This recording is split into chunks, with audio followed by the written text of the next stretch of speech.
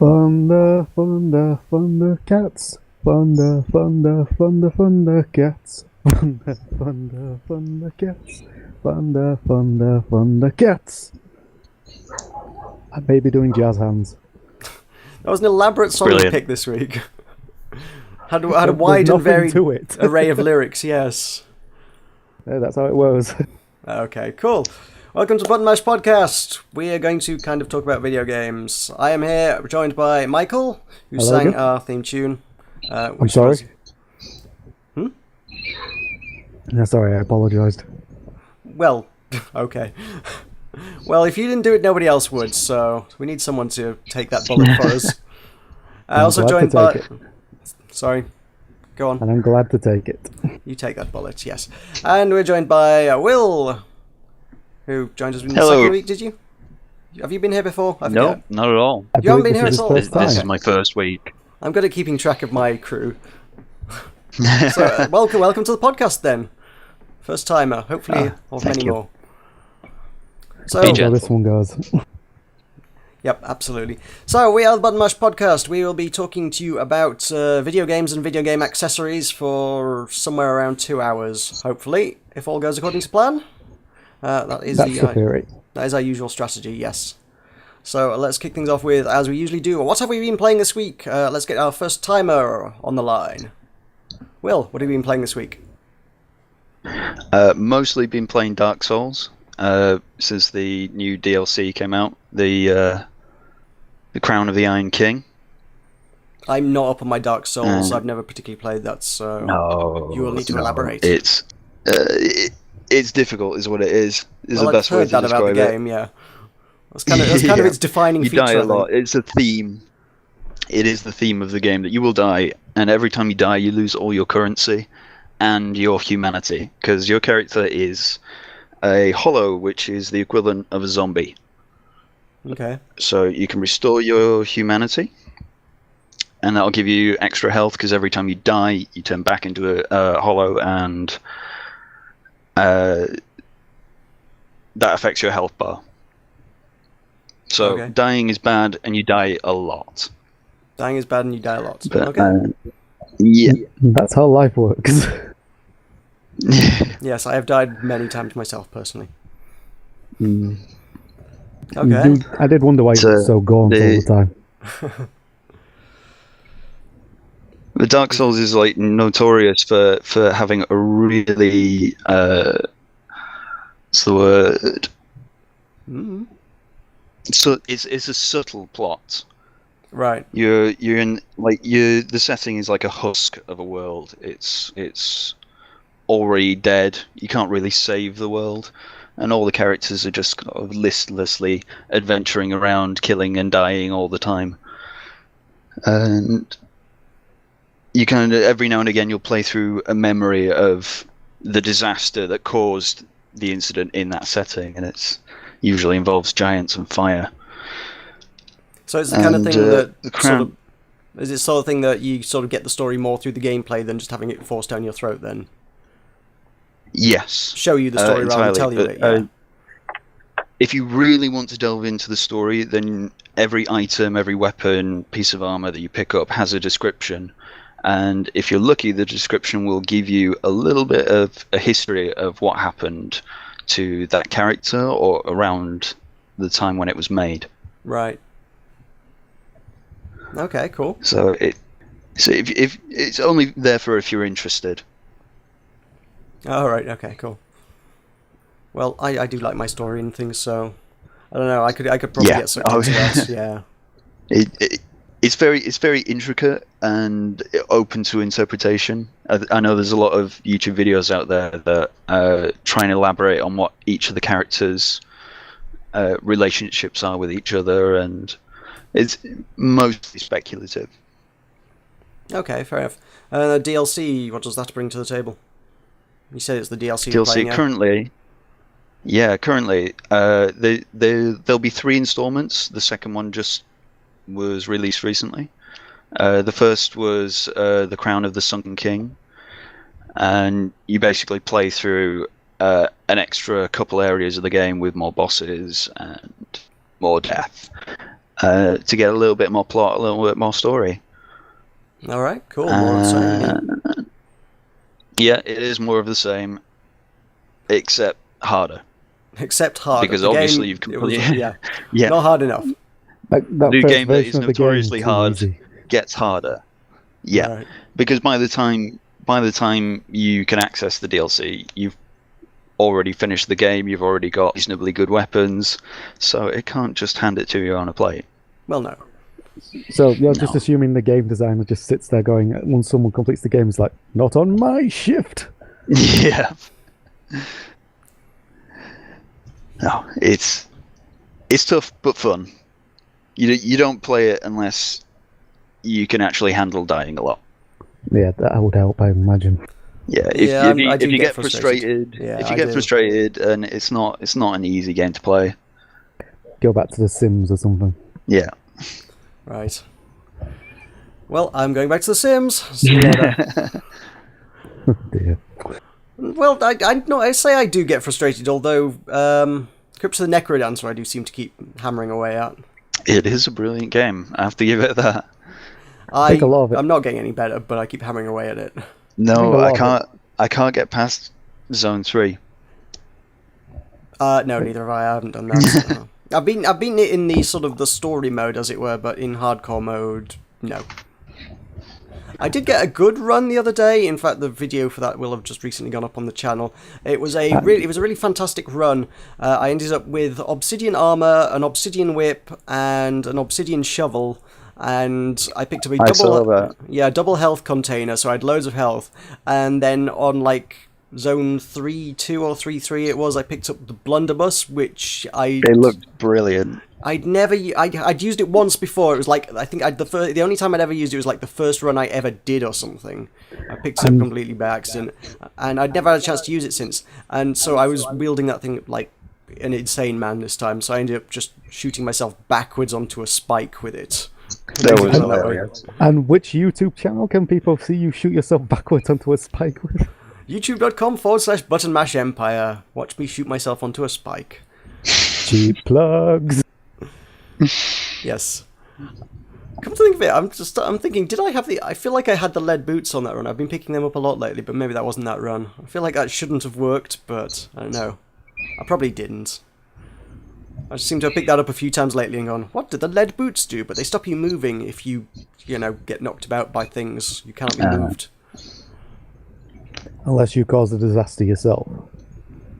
No, there's nothing that, well, unless you literally step on a trap yourself, but even then the lead boots actually protect you from a number of traps. If you step on spikes intentionally and you're wearing the lead boots, they will actually protect you from the spikes.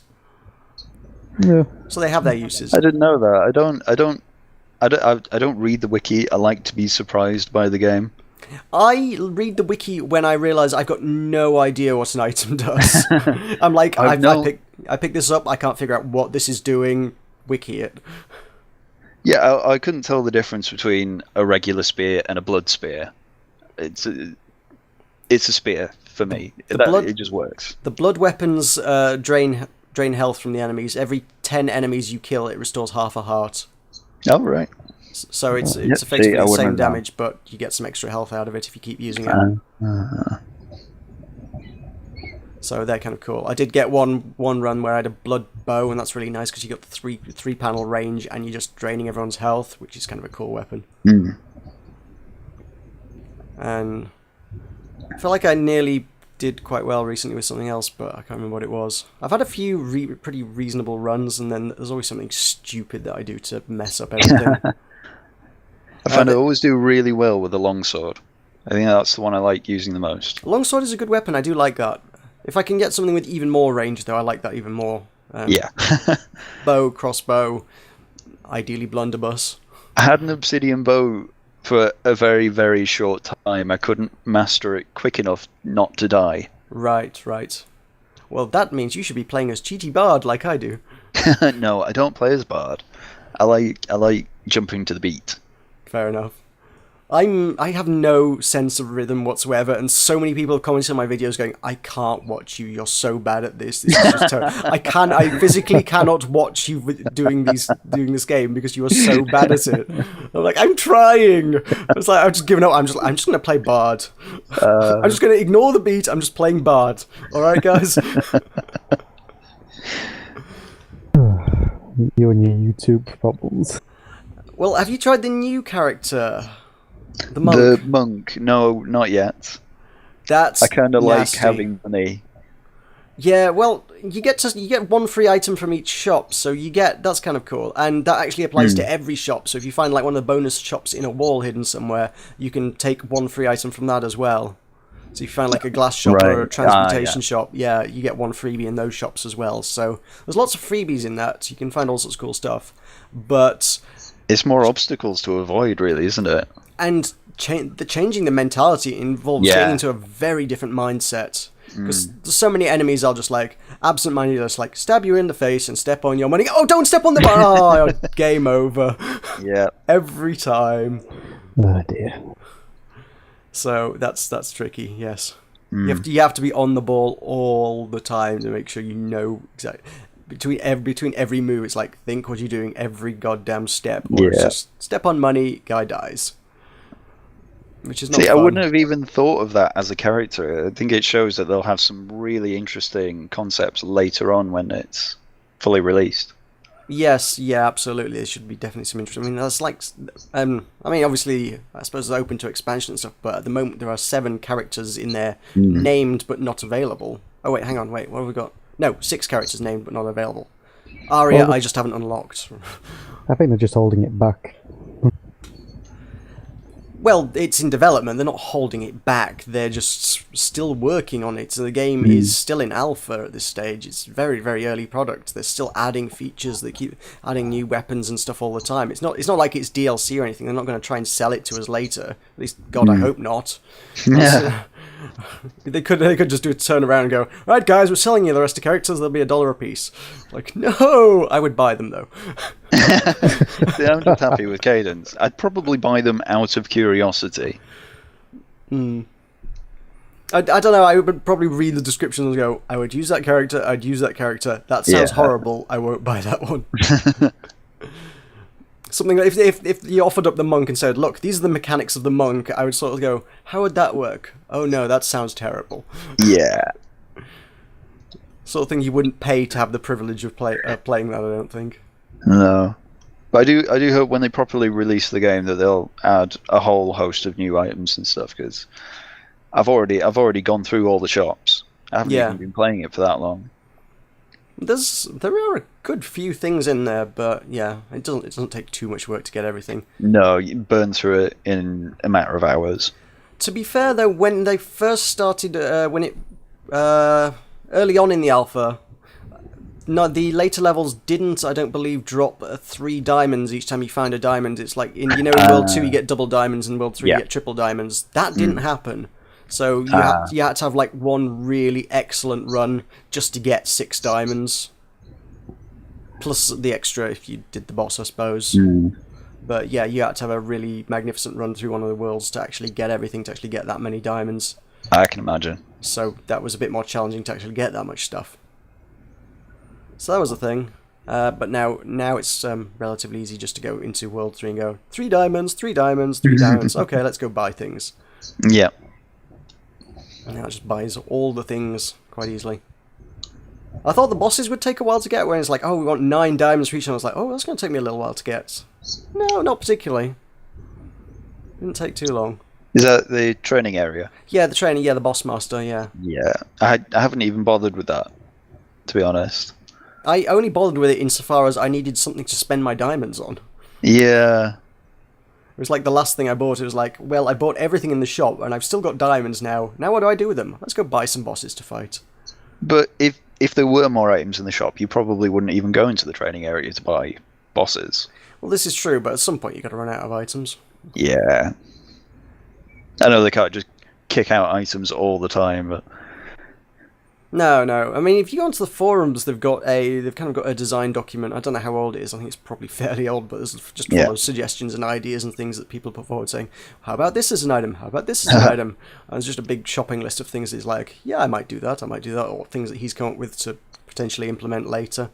I've no idea. It seems like it's one of those things that could be bad insofar as if you look at like Starbound's development. They've been really open about their development, and it's kind of bitten them in the ass a bit. Chucklefish are making Starbound, which is Terraria in space. They've done a lot of interaction with the community and stuff, and when people say, "Oh, what about this? Wouldn't this feature be great in the game?" the devs have quite often gone, "Yeah, we like that idea. That's quite cool. Yeah, we'll think about doing that." The problem is a lot of players interpret that as, "Yeah, we're definitely going to implement that. Thanks for the suggestion. We'll get right on that." You're a creative genius. Yeah. That's not quite what the developers meant by that. It's we'll think about it, even if it's a good idea. Use it. There's a matters of balance and feasibility and the actual development time in making it. It doesn't, just because something's cool doesn't necessarily mean it's going to make the cut.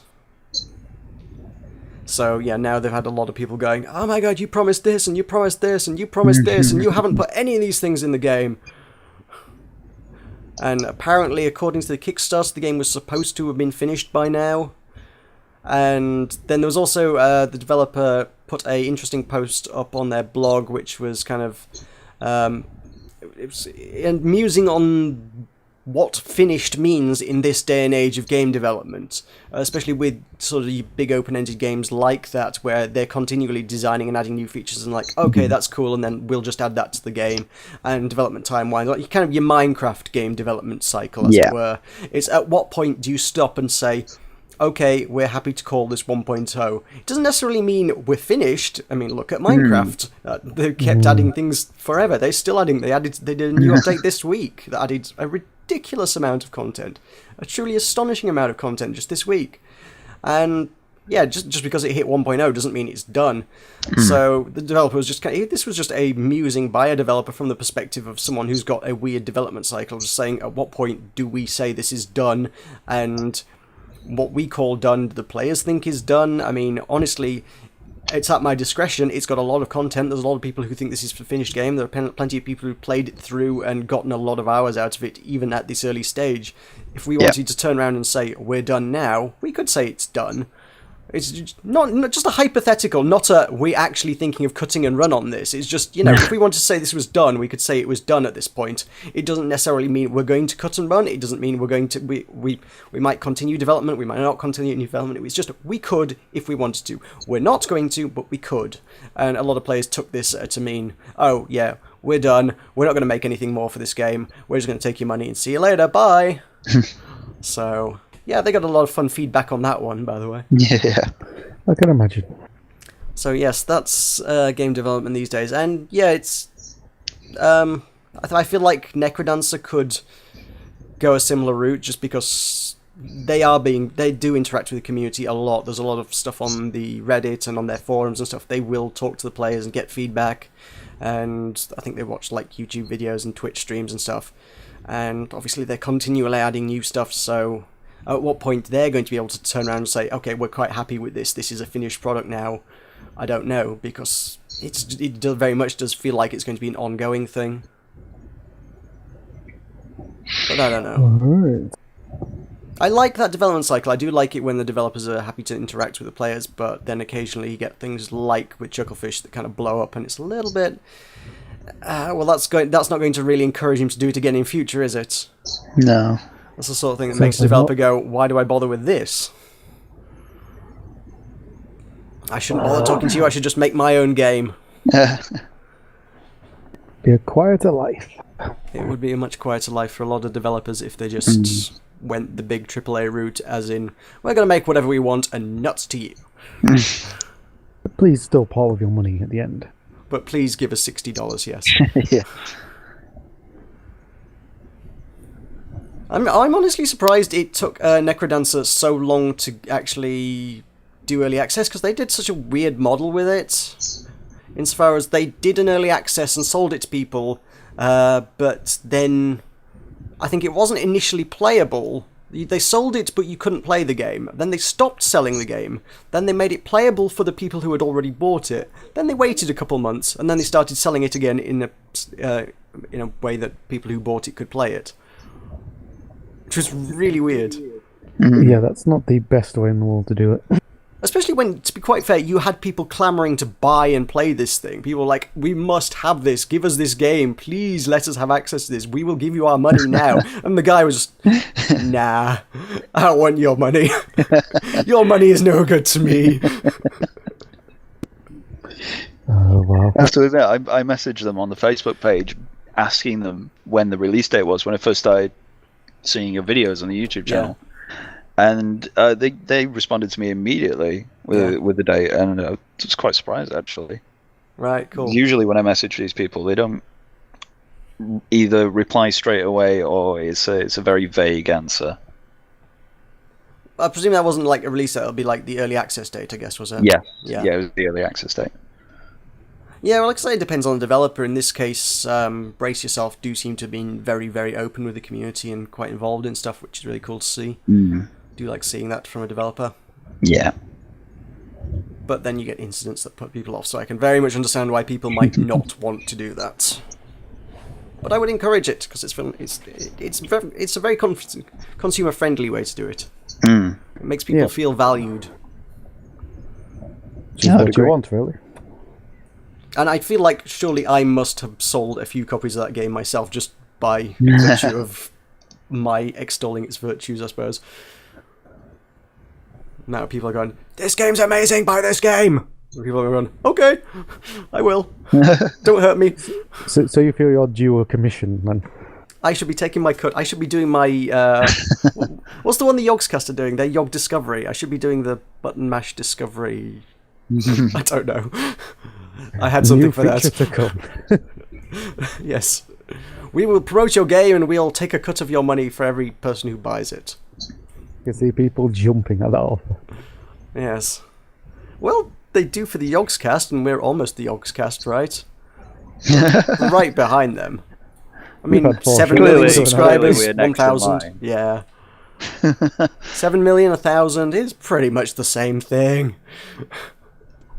We've done 4 shows, we're there. Yeah. We're fine. I think we're letting the fame get to our heads already. Well, nothing wrong with that. No. Anyway, anything else anyone else has been playing? Well, we could come to me, but we already know what I've been playing. Well, go on, give us an update. Give us your weekly update. We know that's what people look forward to on a weekly basis. Yeah, they sit there all week going, I wonder how he's doing this week. I wonder how he's doing in the leagues. I wonder where he is. How's Leeds doing? We need to know about Leeds. Go on, tell us about Leeds. We're doing respectable, actually. It's Christmas on my game, and we're just outside the playoffs for 7th. Right. So, does anything happen at Christmas in the game? Does it snow? Please tell me it snows. You play a shitload of games. Oh, okay. I was hoping it would snow or something. Well, all your players would get presents. Sadly, that's not an offer in the game. Well, they're missing out. Well, you want to have like a more human interaction in Football Manager. Yeah. Like, do you want to buy your striker a Christmas present? It would give them an incentive to play better. If you do well, I'll get you a better present. If you score goals, I'll buy you a pony. Yeah, but that could cause issues. You've got 22 players in your team, so if you've got someone like a really good present, you've got like your goalkeeper a really shit present, then imagine the issues. Well, that could be an entirely separate metagame. It's like, do you reward your better players better, or do you treat them all the same, and then risk your high-end players going, well, I was expecting better than that. I'm carrying this team. I deserve a good present. That actually happened in real life not too long ago. That doesn't entirely surprise me. Big Yaya Toure, he felt the club didn't give him a big enough birthday cake, so he tried to force a move. Really? Really? It didn't work, but he had a go, bless him. That's fantastic. See, there you go. It's based on real life. I'm not even just hypothesizing. I'm actually suggesting real feasible features for Football Manager. Get it together, whoever makes Football Manager. I don't even know. Who makes Football Manager? I should know this off the top of my head, but I would have hoped so. Is it EA? Because it seemed like it's one of the things that EA Sports would do or something. Yeah, I think it is EA actually. All right. I'm going to get so much shit if that's wrong. No, it's going well, and I'm still on the Lego Star Wars. Cool. I'm near the end of that now because I'm You're at on episode 6 now. Right. About to meet the Lego Ewoks. I can't wait. How did the scene go with Luke Skywalker's hand and the finding out it was his father? How did that go? It's just it doesn't work as a silent thing. No. It was just like loads of Lego gesturing. Just so very good. I may have to find this. I may have to hunt this down because it sounds brilliant. I'm sure if you YouTube it, you'll see it in all its glory. Just wonder what. Yeah. That could be one of those things. I mean, sometimes with games that just have lots of cutscenes. I mean, I know they did it with Grim Fandango. You get people who just like take all the cutscenes and do a game as a movie. So probably just find all the Lego Star Wars cutscenes and just have Star Wars the Lego movie. Mm. That might be a thing that exists. I don't know. Maybe. I've actually heard the Grim Fandango one's actually supposed to be pretty decent. You don't actually lose much by losing the gameplay with that one. You just watch the cutscenes and it's respectable in its own right. Is that being released on PC at some point? I think it was, wasn't it? Yeah. Grim Fandango, it was on PC, wasn't it? Was it? I didn't find it on Steam when I looked for it. I don't think it's on Steam. No, I think it it? predates that by a while. Let me find. Let's do the old Wikipedia. I'm not sure. The details. What's the deets? Original on Microsoft Windows in 1998. So predates Steam by a little bit. Yes, it's being remastered. If it has not already been remastered, I'm not sure. I think it's to be remastered, is it not? Yeah. But for PS4, Vita, also on Windows, Mac, and Linux. That's what I was thinking of. Right. Yeah. Yes, there was the announcement not so long ago that it was to be remastered, but yeah, the original was a Windows game as well. It's one of your Tim Schafer ones. The man behind Monkey Island. Love it. And many other things. I can basically give you the I needed reference to. Right. I can basically give you the scene by scene breakdown of how it goes in the Lego game if you want. Please do. Give us the. we've got some time. We've got a couple of hours. Give us the Star Wars, the entire 6 films. Well, a long time ago. In a galaxy far, far away.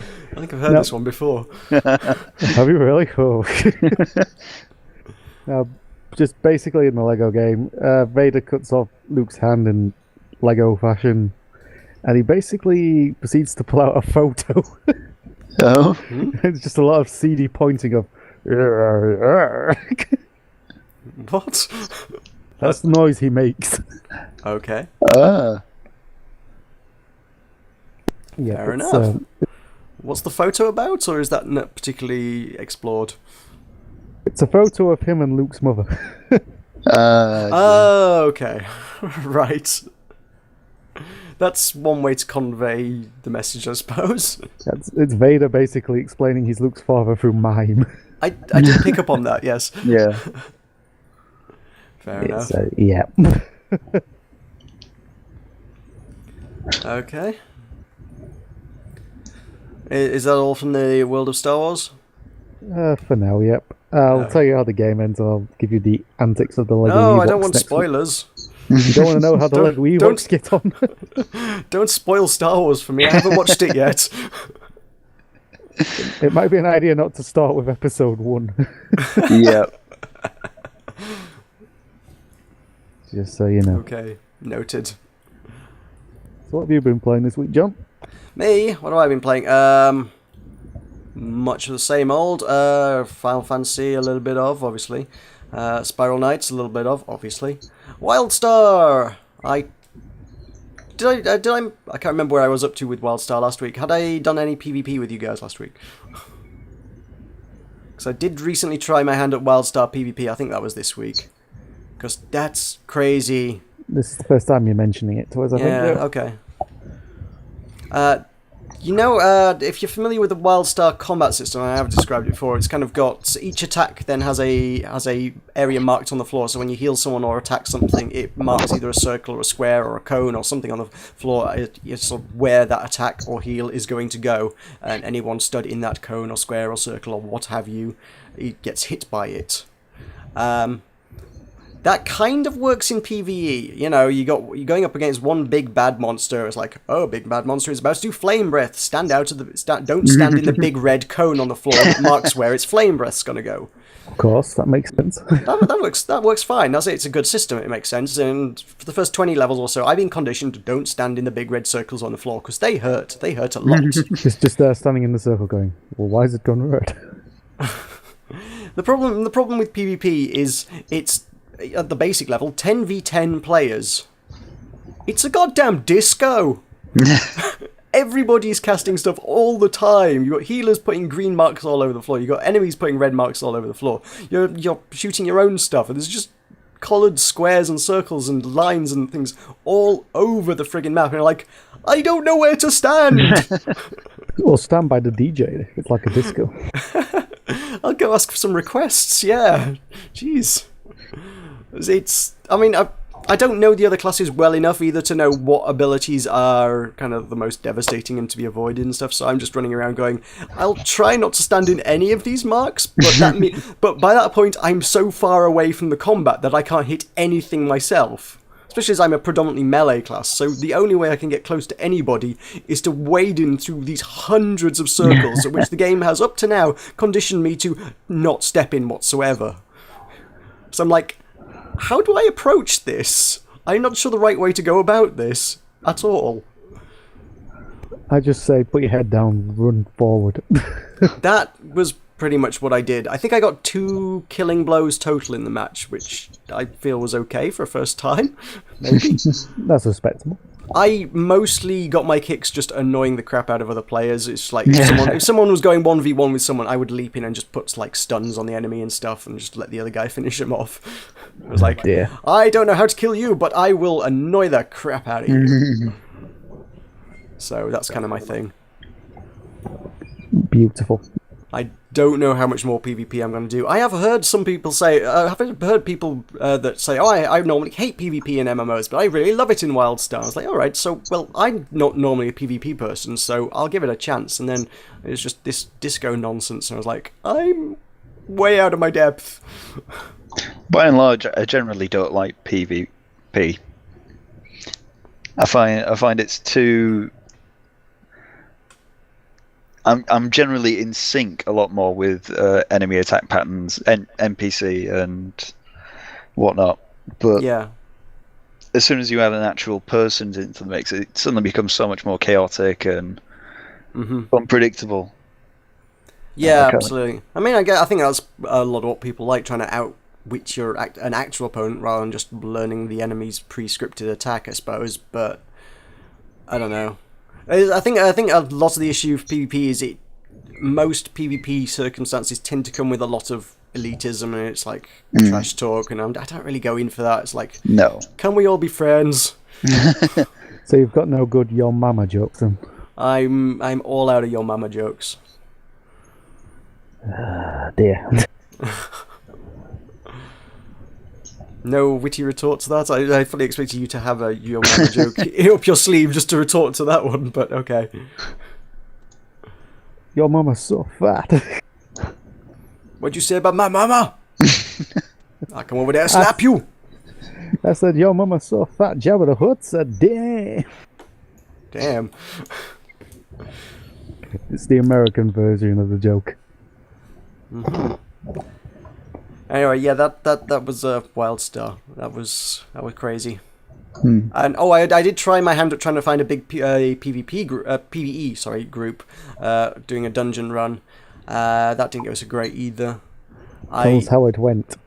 I went into the group finder. It said, which group would you like to find? And I was like, oh, well, this dungeon is supposed to be for level 20s. I'm level 20. Let's go find a group with a bunch of other level 20s and go kill some big bad boss guys in exchange for some fancy loot. That seems like a fun thing to do. Estimated wait time in the queue for this instance will be 11 seconds. Oh, that sounds ideal. I shall go wait 11 seconds, and I shall be grouped with 4 other players of equal skill and capabilities and equipment, and we shall go and have a jolly good time together. It shall all be marvellous. That sounds like a wonderful book or a film. Yes. 90 minutes later, the timer's still going. Oh. Yeah. At what point did the penny drop? That was about the point I was like, okay, just stop this. You're not going to find a group. Quit wasting CPU cycles, goddammit. So, yeah. The Wildstar, I think it may just be that a lot of the players that are doing stuff are high-end level 50 stuff, doing level 50 dungeons and raid and stuff, as opposed to hanging around doing level 20 dungeons. There probably aren't too many of those going at any given time. But at the same time, it does feel kind of empty at times. I don't bump into players terribly often. It feels a little bit empty. But I think that's something that's going to be addressed soon. I think Carbine are looking to make what they're calling mega servers in the near future. That'd be useful. Which I think basically means they're going to merge all the servers into one. Which, when you see MMOs going, oh, they're doing a server merge, it's basically, that means there's not enough players, so we can't afford to run 5 servers, so we're just going to all put you all together, right? They're calling it a mega server, which makes it sound like, oh yeah, we're all going to merge all of you onto one server, but this is going to be one big one that's really powerful and awesome. It's designed to handle all of you, which is, I don't know, it feels like it's almost like it's a server merge with a bit of spin on it. It's sort of like moving all the shops on the high street and putting them all into Asda. Yes, basically. It's like, well, you're all not selling much on your own, but if we put you all in Asda, you might all sell a lot combined. Yeah. Is that, to take that weak analogy? Weak? Yes, weak. I thought it was apt. It's really not. But I'm now pulling a sad face. Right, I shall remember to edit that one. I'll put a frowny emoji in. Thank you very much, I appreciate it. I won't remember to do that in the slightest, but there you go. Then I will hunt you down. Well, force you to buy that horse. Well, I'll tell you what I'll do with compromise. I will allow you to go into the video manager and put a annotation on the YouTube video with a frowny face on it. Ooh, I won't remember to do that. Well, then we are both remiss. I've reached an impasse. I played some Hearthstone this week. Woo. I actually got going in the actual ranked matches against other players because I found out, I looked up on the wiki and found out how the ranked matches work. It turns out that below level 20, you can't actually go down in rank, you can only go in up. So that works for me as far as PvP is concerned. You can't lose. Yay! That's my kind of PvP. So that worked. Well, actually, that said, I did that, and then actually got a really good win streak going. I was like, okay, I'm gonna play with this safety net, and I was like, oh my god, I'm destroying everybody. Well, I was for a while. I've got a rogue deck that's really cool. That's it's weird because rogues. I don't know, rogues aren't the sort of thing you think of as being like a spell, but I guess they do have kind of spells in Hearthstone, so I've got loads and loads of those. And the way that it's also got a lot of card draw in it, so I end up with a really big hand and lots of spells to throw at the enemy. And most of the spells involve just insta-killing stuff, or putting cards back in the owner's hand, and just generally keeping their side of the board empty. So the matches always drag on for ages. But by the time it gets to late match, they've got nothing on the board, and I've still got cards in my hand, and it's like, I've just spent so long harassing them that they've got nothing left. I just harassed their hand empty. And at that point I was like, okay, let's play some cards and destroy you. So that deck's been working out rather nicely for me. Again, as with all my strategies, I think that only works against noobs. I guess anybody with any tiny iota of skill could probably counter it reasonably easily, but it works for me. Yeah. And I gather each month, anybody who gets above rank 20, which is where the safety net ends in Hearthstone, gets a fancy card back for their card decks. And I don't have any yet, and I want to unlock one, so I'm aiming for level 20. Are you going to give us weekly progress reports on this? I will have to do that, yes. I'll tell you what level I am in Hearthstone. I am level 22 at the minute, so if I actually just sat down and played like half a dozen games, I probably would be level 20. So, probably not that much more work to go, to be honest. Freedom Planet, I have nearly finished with one character. That series can be found on the YouTube channels. I'm on like the second to last level, and the boss is really hard. You know about games being frustrating and wanting to quit? Yeah. I've done that so many times with Freedom Planet. I'm like, I don't want to do this anymore. Can I quit now? This is really doing my head in. And because I've committed to doing this as part of a series, I just have to persevere. And eventually I will get it. I'm like, oh my god, that actually feels really good to actually finish it. Yeah. And honestly, all the bosses in there aren't unnecessarily hard. It's just strategy. It's just knowing exactly how to beat them. They've all got an attack pattern. And if you know how to dodge the attack pattern, they're fairly easy to kill. The one I'm stuck on, I can't for the life of me figure out any kind of pattern. He just got like 3 attacks, but he kind of uses them at random, more or less, and really doesn't seem to have much in the way of a tell. So I have no idea what he's going to do, and not enough time to react to it. So I can't figure that one out. And I mean, I've fought him. It's a boss that I've seen earlier in the story, and the strategy I used then was like he was very similar. Then it was like, I can't figure out the pattern. What I'm going to do is I'm going to run up to you and punch you in the face repeatedly over and over and over and over and over again. Hopefully you'll die before I do. To be fair, it worked then. But it won't now. I've tried it this time, and I feel like I got close. Close is good. Close is good. After like 2 or 3 hits, he like flashes a couple of seconds, which I don't know what that indicates, but I feel like it's important. He doesn't do that every time you hit him. Yeah, he doesn't do that every time you hit him, but after like a couple of hits, he'll just flicker a couple of times. He'll flash white. And like, that means something. It means I'm making progress on him, I think. Sure, it's just not an issue with your screen. No, because it's just the character that flickers. Okay. It's not the game that flickers. It's kind of, you know, like when you get hit in a video game, you flicker a couple of seconds to show that you're invulnerable. It's that kind of flicker. Yeah, and I got him to do that 4, possibly 5 times. And I'm like, how many times do I have to do this? Usually it's 3. Usually they come in sets of 3. I don't know. Dr. Robotnik was always 8 hits to kill. Dr. Robotnik. Yeah. And, well, this is goddamn Sonic with a reskin, for Christ's sake, so... Yeah. It looked it. I've only seen the images. I've not seen your actual videos yet. It's apparent. I have heard tell it's based on a Sonic engine. There's apparently a Sonic game engine somewhere, and it's made by a bunch of Sonic fanboys, and all the characters are based on Sonic fan art kind of things, Sonic OC fan art kind of things. Are there any hedgehogs in the game? No, but they look very, very much like Sonic the Hedgehog. If you look at any of the characters, you go look. There's a dragon, a wildcat, a dog, a alien who goes around in a disguise and calls himself a shell duck, and then there's another character whose species is never particularly identified, but he does look kind of like someone out of Sonic the Hedgehog. Actually, it's not too far off Shadow, to be honest. Are you sure it's not Gonzo from the Muppets? No, it's not. Because no one knew what he was. No, I don't know what he was. That was a weird one. No, he's, like I said, the last character looks kind of like Shadow the Hedgehog. He's got that kind of thing going on. The dark, brooding character. Teenage Sonic. I don't think he actually goes around with a handgun, but, you know. Which was kind of a weird direction to take the Sonic series, if we're honest. Yeah, it's not really kid-friendly, is it?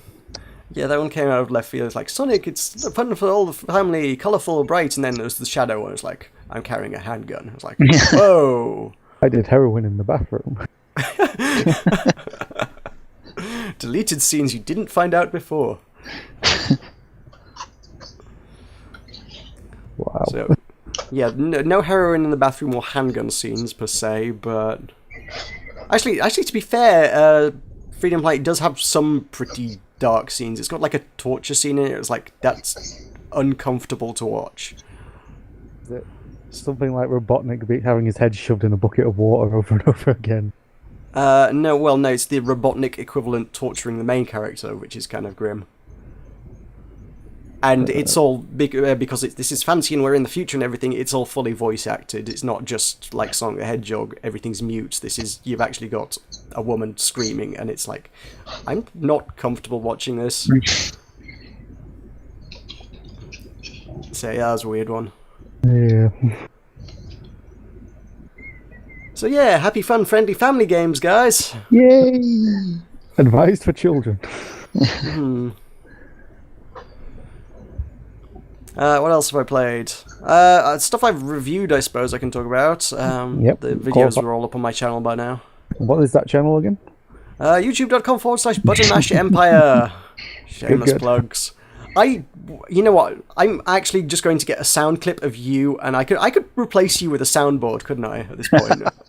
Yeah, pretty much. Just press a button, and what is that channel again? Oh, you need me for the jingle and the song at the start, really. You're telling me I couldn't? You're telling me I couldn't put the jingle on the soundboard? Button Mash jingle. There we go. You've just recorded the audio clip for me right there. Thank you. Oh, we'll go to court. For theft of voice. Yep. That's a crime. Anyway, yes, on Tuesday, I believe, was the launch of Runas, which was when I did the video of it, I feel like I was less positive about it in the video than I actually later came to be. I put a couple of hours into the game getting to grips with it, and I kind of thought I was up on the mechanics. I mean, the mechanics are pretty cool. It's a top-down shootery roguelike thing, kind of like Binding of Isaac or Wizard's Lizard. But it's kind of got a crafting system where you collect runes from all the enemies. A lot of the enemies drop runes, and then you can mix and match them together to make. Is it 280 or 380 spells in the game? Wow. Yeah, That's quite good. there's a lot of spells, and you start out with 10 of them. And you've got to find all the others by mixing and matching various combinations of things to actually discover all of the other spells and what they do. And there's a lot of really interesting stuff in there, and it's really fun to keep discovering stuff. The style is kind of bland, the music is kind of bland, it's not really the most compelling thing in the world gameplay-wise, it's just that crafting mechanic's really cool, to be honest. And in the video I said as much, I was like, I don't know if I want to play more of this, and it's not really grabbed me. I like the mechanic, I like the crafting mechanic, it reminds me a lot of, there was one of the Castlevania games on the Game Boy Advance had a very similar mechanic, and I really enjoyed that then. It gave you a bunch of different elements, and you could mix them together, and I think they used cards there. You had like 11 or 12 cards or something, and each of those, I think, half of them were like weapons, and then half of them were elements, and you took like the sword card, and you could take the shadow card, and it would give you some kind of weird. Actually, that gave you like a shadowy laser gun, I think, or something. And then if you mixed it with the fire sword and fire, you'd create a big fire sword to swing around. And you created all sorts of weird and wonderful combinations. It was really kind of cool. And it reminds me a lot of that, but at the same time, the gameplay is just not really super compelling. But at the same time, I still have played quite a bit more of the game since I did that review. I'm like, this isn't grabbing me. I'll just play a bit more of it. So maybe it's grabbing me more than I care to admit. You're a secret fan, you think? Yeah, something like that. I mean, I was like, let me find it. Runas, where's Runas? It's like, oh, I don't like this game, but I'm going to keep playing it anyway. Yeah, it's now saying I've played 5 hours of it, so yeah, I've fired it up a few times since then. Oh, it's like, I'll just do one more run through Runas, you know, I've got half an hour to kill, let's just play a bit of Runas. So, it's actually surprisingly compelling. Someone did say, am I going to do a series on it? And honestly, probably not. But I could quite comfortably do one. It's the sort of thing I probably could get into. But I don't know. I've just got too much other stuff to do at the minute, I think. Not least of which, Hatterful Boyfriend, which you've been promising for 2 weeks. Yep, we're looking forward to that.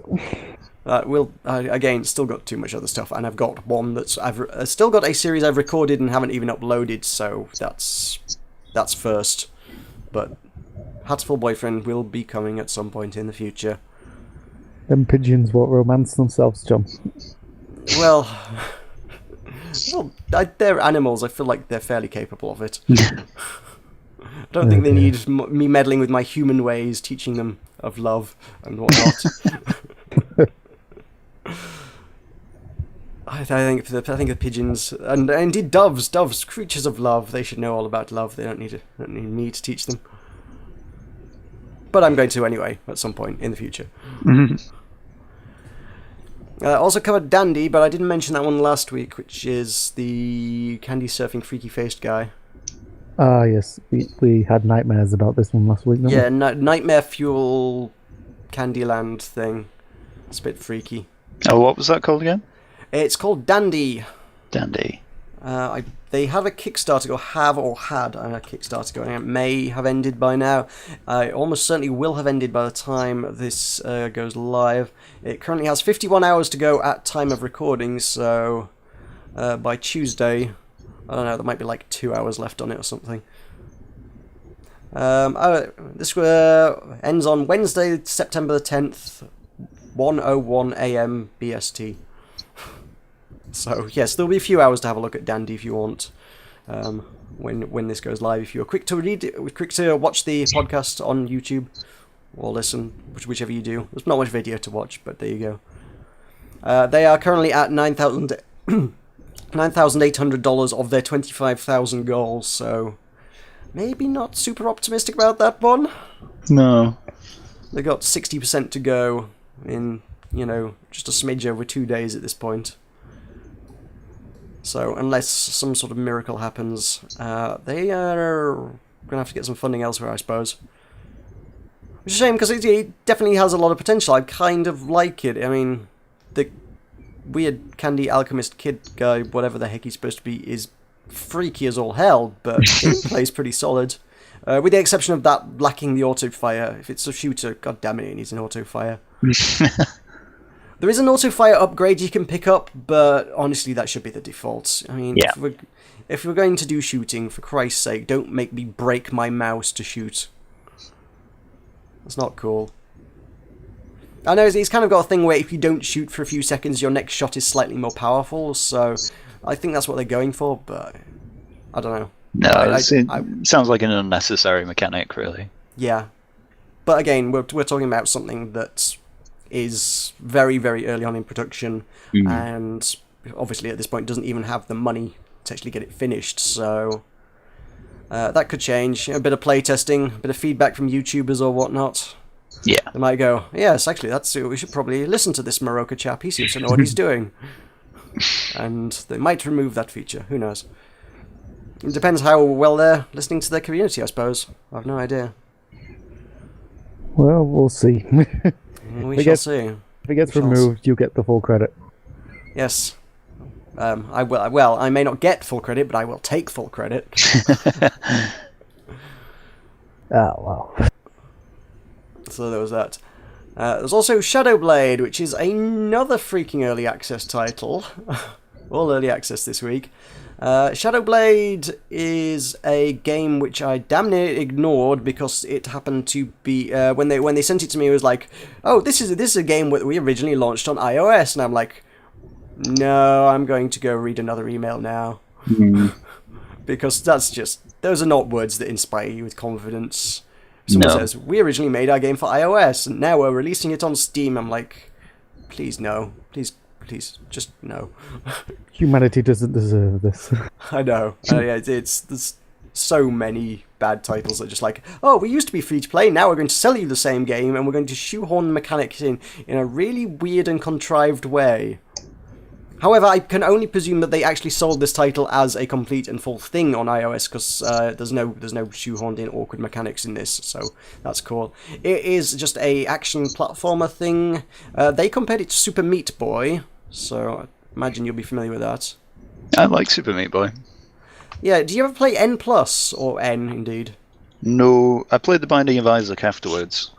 No. This was not by Oh. Team Meat. This is just something else I would like to compare it to. Oh, right. No, then. That was a weird kind of. It was a very minimalistic, again, kind of puzzle platformy kind of thing. You played a tiny little stick figure ninja, and you could run up and climb up and jump up walls and move around really fast and leap massive distances. And there were deadly traps everywhere, and you had to collect a bunch of stuff and get to the exit on each level. And the gameplay, like I said, they compare it to Super Meat Boy. I personally feel like it plays a lot more like N+, not just because it's a game about ninjas, because it is. They've both got the ninja thing going on, but at the same time, just there's one thing, maybe you can clarify. In Super Meat Boy, I don't recall, if you jumped off a wall, could you land on the same wall and climb up the wall by doing that? Yes. Oh, you could? Oh, okay. Yeah. Yeah, you could do that in N+, and I couldn't for the life of me remember if you could do that in Meat Boy or not. Yeah. Oh, okay, so fair enough then. Yes, you can do that in this. It's the sort of, you can leap off a wall, and as long as you touch the surface, you can always do a double jump as well. So you leap off a wall, leap back onto the same wall, and just climb up it that way. Assuming it's a wall that they have allowed you to climb on. There are a few walls that they just put spikes on, and it's like, no, you can't go up this one. Not death spikes, just you can't climb up this wall spikes. Which kind of seems weird when you look at it, because it's like, there are lots of handholds and footholds everywhere. Surely you could climb that better? Yeah. Nope, I'm going for the spikes. So it's like, if the wall is completely and perfectly smooth, he just gloms onto it. He's like, nope, I'm a ninja. I can just I'm just basically a spider here. It's like, whoop, up the wall. It's like, what are you holding on to? And then the wall that's covered in lots of jaggedy, sticky out bits and points and stuff. And it's like, send a rock climber up that. They'd be like, oh, this is great. This is easy. I can just handhold there, foothold there, climb up this wall. Ninja's like, nope, can't do that. Maybe it's just ninja discipline where it's just like, well, that's the easy way. I'm doing this the hard way. It's a matter of principle, yes. Yeah. I refuse to do that easy. I'm going to go the long way around. It's a sad state of affairs when the physics of meat slapping a wall is more plausible for a climbing method.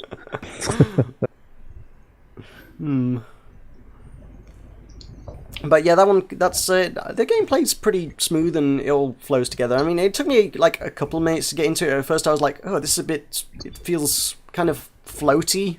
I wasn't quite totally happy with it, but eventually kind of like, oh, actually no, this all chains together pretty well. It's got a combat system in there, which you're a ninja and you just go around stabbing dudes, and in most cases they don't put up much of a fight. A lot of it is just press X to take down dude.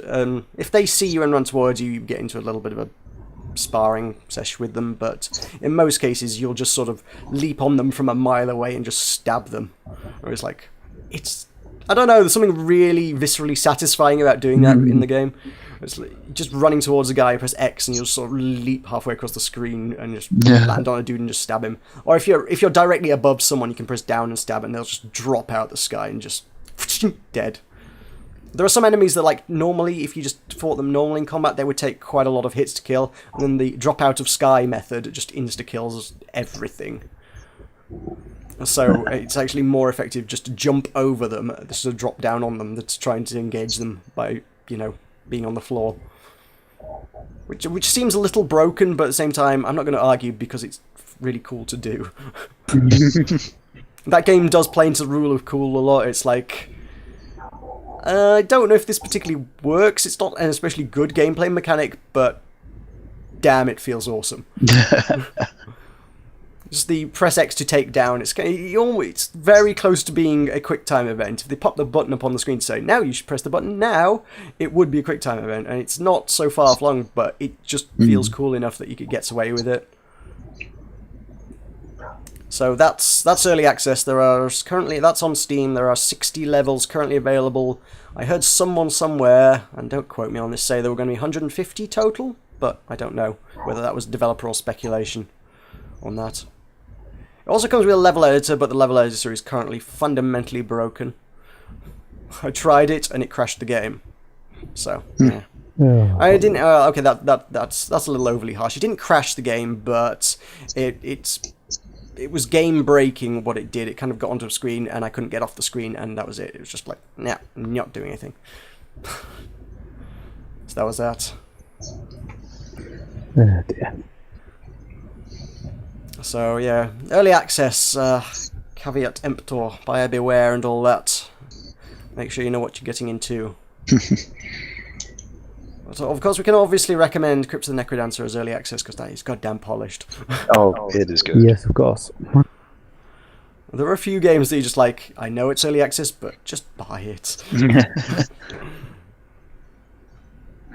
So I think that probably more or less... Oh, I was going to say that wraps up what we've been playing. You had, Will, you had something else you wanted to mention, did you not? Darkwood. Yes, I've been Darkwood. playing Darkwood recently. It's a top-down roguelike horror survival game. Sounds Okay. good. Which is, How does that play out then? it's pretty creepy. It's really well textured for... It's like pixelated art. I'm a big fan of pixelated art, but it's really, really well textured. And you just play a randomized character in a randomized location, and there are odd characters here and there. But it has a crafting system, so you can craft items to defend yourself with, but there are seldom any. I think I found an axe really early on, and then it broke. So not much to defend yourself with, and every time you die, you lose any skill you might have had. You have to learn how to dodge things, and every time you die, you lose that. Have you tried So the power of words? The power of words. I haven't tried reasoning with anybody because they're all out of their gourd. All the characters are either crazy or murderous. I think the first one I met was a wolfman who was kind of like a merchant, and then the second, yeah, he'll trade you, but the values don't seem very fair. Right. I think I gave him a bear trap, and he gave me two reputation, I believe, is the currency.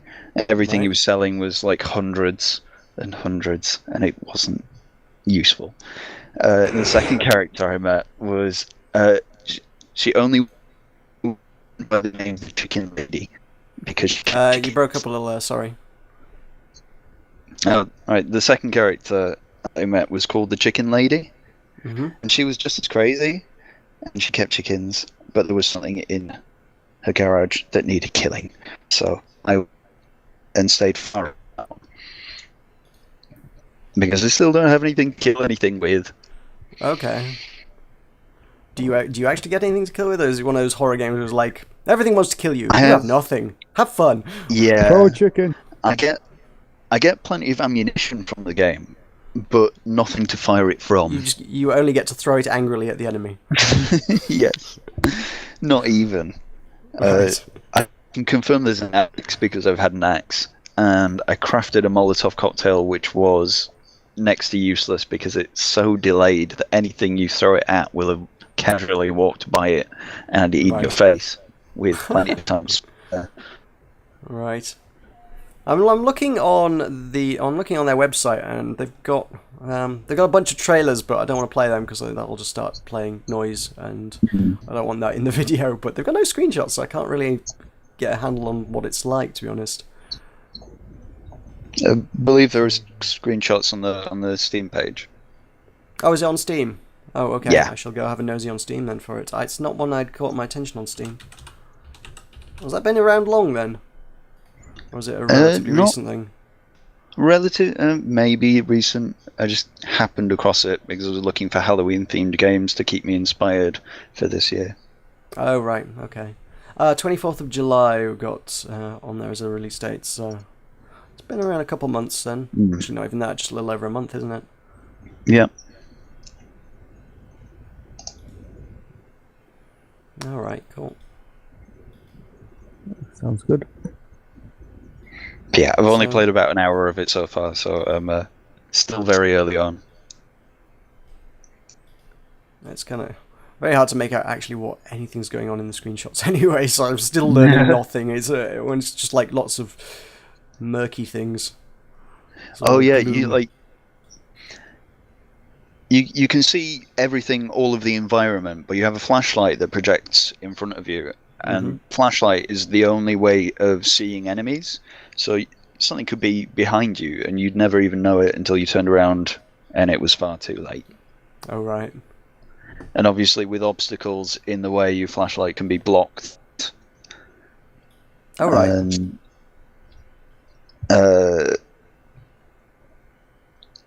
There are darker areas where it doesn't work either, and you have to barricade yourself in a building at night time because stuff gets you. But I haven't gotten quite that far yet. I've died before night every time. So it's kind of a little bit Don't Starve then, is it? I haven't played that, actually. I've not really delved into it, but I've watched a good bit of it on YouTube, so... Yeah, that's kind of got the at night everything goes nasty and tries to kill you and you survive till dawn kind of thing, yeah. As is custom in horror survival. Fair enough. It's a staple. Yeah. Alright, cool. I'll have to keep an eye on that one. Right, so is that everything we have played this week? Yeah. So. I think so. Right, so we shall take a break there for a moment, and we shall be back after the break with some of the latest gaming news of the week. Button Mash jingle. I love that that's become a thing. Welcome back to the Button Mash podcast. We've got some gaming news for you. Some gaming news. Actually, I say that we don't actually have that much news. It's a reasonably quiet week as far as things go. I've trolled through the news sites and there's a lot of fluff, as there always is. But we've cut through the fluff and we've got the important stuff. Well, we cut through the fluff and we found more fluff, unfortunately. Okay. It's meta fluff. It's like fluff on fluff. It's fluff all the way down, basically. They took the turtles away and replaced it with fluff. This is the super fluff. Welcome to the Fluff Podcast. The Fluffcast. The Button Mash Fluffcast. Well, so what we're passing off as news then? What are we passing off as news? Well, the same thing we've passed off as news for the last 2 weeks. So I did the disclaimer, or do you want to save it? That's another thing that wants to be on that bloody soundboard of yours. Go on, say it. The views of the hosts of Button Mash podcast are limited to just them. This is not fact. This is just our opinion. Sure. Okay. Right. Conspiracy struck Gamergate. Da, da, da, da, da, da, da. Right, I have lost all track of what's been going on with this bloody thing, to be honest. It's spiraled out of all kind of control and beyond the grasp of any single person, I believe. I have no bloody clue what's going on. Let's start with the open letter. I did, well, I was kind of going to follow up with that, because that's more of a response to the events of things. I mean... Right, okay, yeah. The direction Conspiracy, what have you, was taking last week was... The backlash was being directed more at the news outlets, games media, for generally being rather poor quality and biased and having conflicts of interest all over the place and whatnot. And everyone's like, no, we want good quality media, and sort of the games media are like, in response to the Zoe Quinn stuff, were saying, oh, all gamers are terrible people. A gamer has become... It seems like a really intelligent thing to do. Yeah, especially when you consider their audience. But yes, apparently all gamers are terrible people. People are avoiding using the term gamer so as not to be painted as a terrible person. Gamer is almost the equivalent of a slur now. Nobody wants to be called a gamer because being called a gamer is a terrible thing. You wouldn't want to be a gamer, would you? Gamers are racist and sexist and all of these other ists. I can just imagine a murderer in like a cell going, "Oh, at least I'm not a gamer." Yeah, basically, yeah. It's like, yeah, I'm a murderer, but at least I'm not a gamer. That's pretty much what they were painting it as, and yeah, now then that's sort of spiraled in some kind of gamer backlash on Twitter. There's the hashtags you need to be looking for are hashtag Gamergate and hashtag Not Your Shield. The idea behind which was the idea that the gaming media were using essentially minorities within the gaming scene, women and black people and what have you, as their shield, as in like, oh, you're just racist. You're not a good person. You're not attacking us for being unethical. You're attacking us because you're racist or sexist or whatever. And then it's like, the idea was to encourage women and black people and any other minority that is generally being painted as the opposition of gamers by the gaming media, as to pop up on Twitter and say, "Hi, don't use me as your shield. I'm not your shield. Don't use me to push your agenda, gaming media. I actually want to see some good gaming media as well." So that was the thing. And then, of course, you got people like Zoe Quinn and Anita Sarkeesian, that kind of side of the crowd, then saying, "Oh, this is actually just they're using it as a cover to continue being nasty to us." Oh, So- I might be a week out on this, but how did Zoe Quinn's appearance at PAX go down? I have heard nothing on that, so I'm guessing nothing came of that. It's a media blanket going on. Yes, that whole... Well... I can't remember. What did we actually say on that one last week, then? Recap what I said, because I remember there was some horrifying conspiracy theory, and I can't remember how that was supposed to play out. It was supposed to ruin gaming for gamers everywhere, wasn't it? Apparently Zoe was going to say something PAX, and that was going to start the media campaign that all gamers are terrible, terrible human beings, and Well, I don't know whether Zoe kicked that off, but that does... now that you mention it, it seems like kind of what the media has been doing. I think you're going to have to listen to the podcast from last I was going week. to say, if you think about what I've just said, in which case the media has been denouncing all gamers as terrible people, and actually quite a lot of those outlets did put out that article around the same time. It doesn't seem like it's had much particular impact on anything whatsoever anywhere, but it does seem like they kind of had a go at doing that. It just hasn't really worked out for them. Nothing's really worked out for anyone, it's just a lot of people slinging shit at each other back and forth, and nobody's really getting anywhere.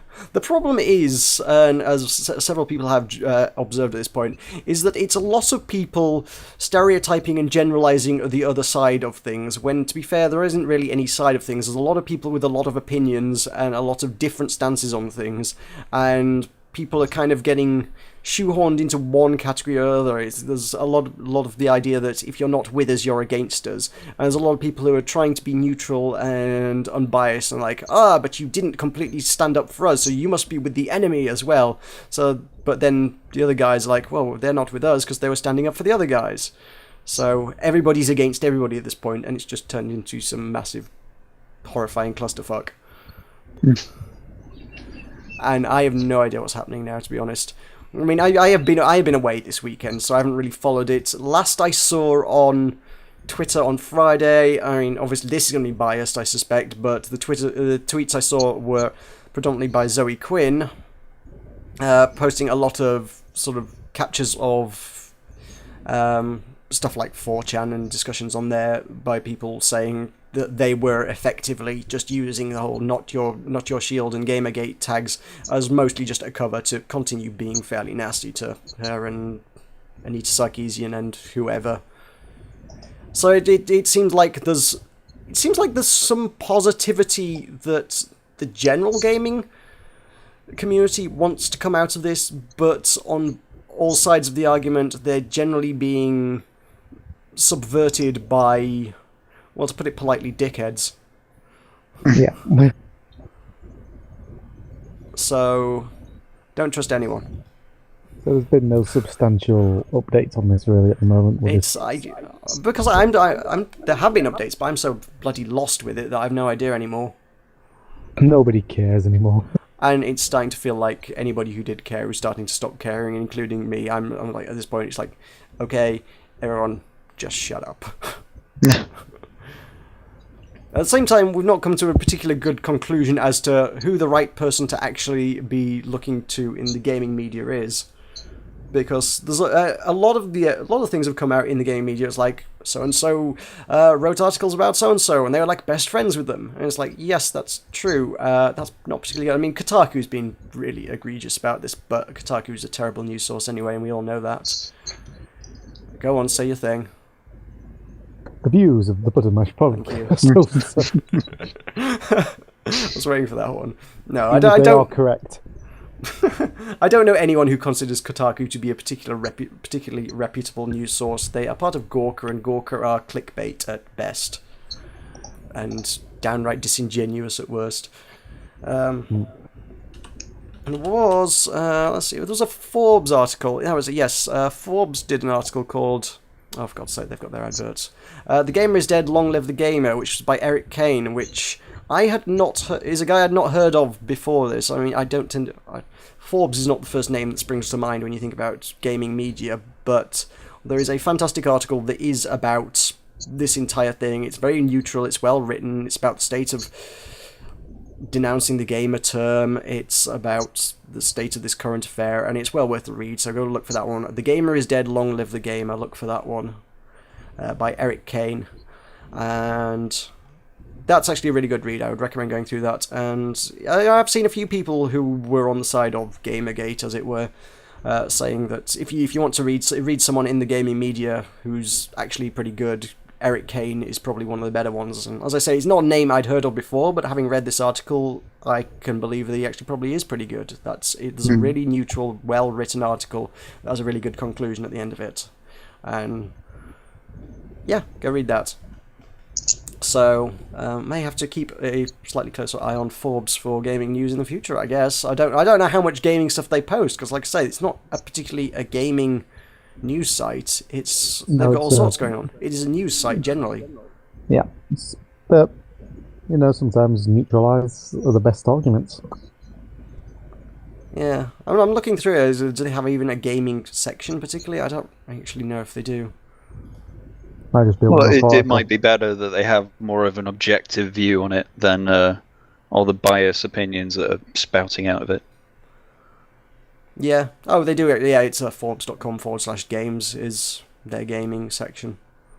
So there is a reasonably interesting news source. Actually, looking at it, they're probably actually slightly higher. The articles do genuinely, just looking at the articles, look slightly higher quality. There's nothing particularly, especially clickbaity, I can't see. Looks like news to me. There's a news site I might be reading in future then. Well, Mash Podcast brought to you by Forbes. Yes, sponsorship money coming in soon. Get the money. Hey Forbes, do you want to do a bit of a partnership? Anyway, the upshot of all... Yes. I don't think he's got that much. He just writes for them. I suspect he's not that well paid. Journalists don't tend to get paid too well, as far as I've heard. And no. Well, any journalism I've done has got me paid precisely zero, so yeah, I'll go with that. Mm-hmm. So, the upshot of a lot of this, headed by a big picture of Anita Sarkeesian at the top of the article, for Christ's sake, just to tell you which side they're on. Nearly 1,000 developers signed letter to end intolerance in the games community, which actually is now, I believe, over 2,000? I don't know, let's find the letter and have a look. The letter is on medium.com, which is... We believe that everyone, no matter what gender, sexual orientation, ethnicity, religion, or disability, has the right to play games, criticize games, and make games without getting harassed or threatened. It is the diversity of our community that allows games to flourish. If you see threats of violence or harm in the comments on Steam, YouTube, Twitch, Twitter, Facebook, or Reddit, please take a minute to report them on the respective sites. If you see hateful, harassing speech, take a public stand against it and make the gaming community a more enjoyable space to be in. Thank you, signed somewhere around 2,000 people within the video gaming industry. So there you are. Which seems like a good thing, I guess. It's a very positive message, and I don't know, it feels like it's...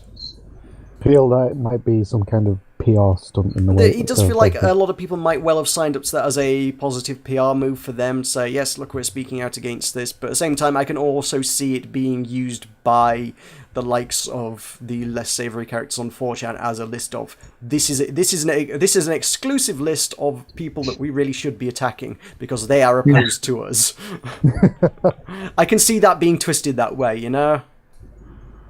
Yeah, it's... Here's a list of 2,000 people who are our enemy, and they have listed themselves as our enemy, is So what you I can see think- some people interpreting it as. So this is a declaration of war, then? Not explicitly, but I would bet people would see it that way. You can't win. You cannot win. You absolutely cannot win. So, there you go. I did have a browse through, see what names I recognise. There's a few in there.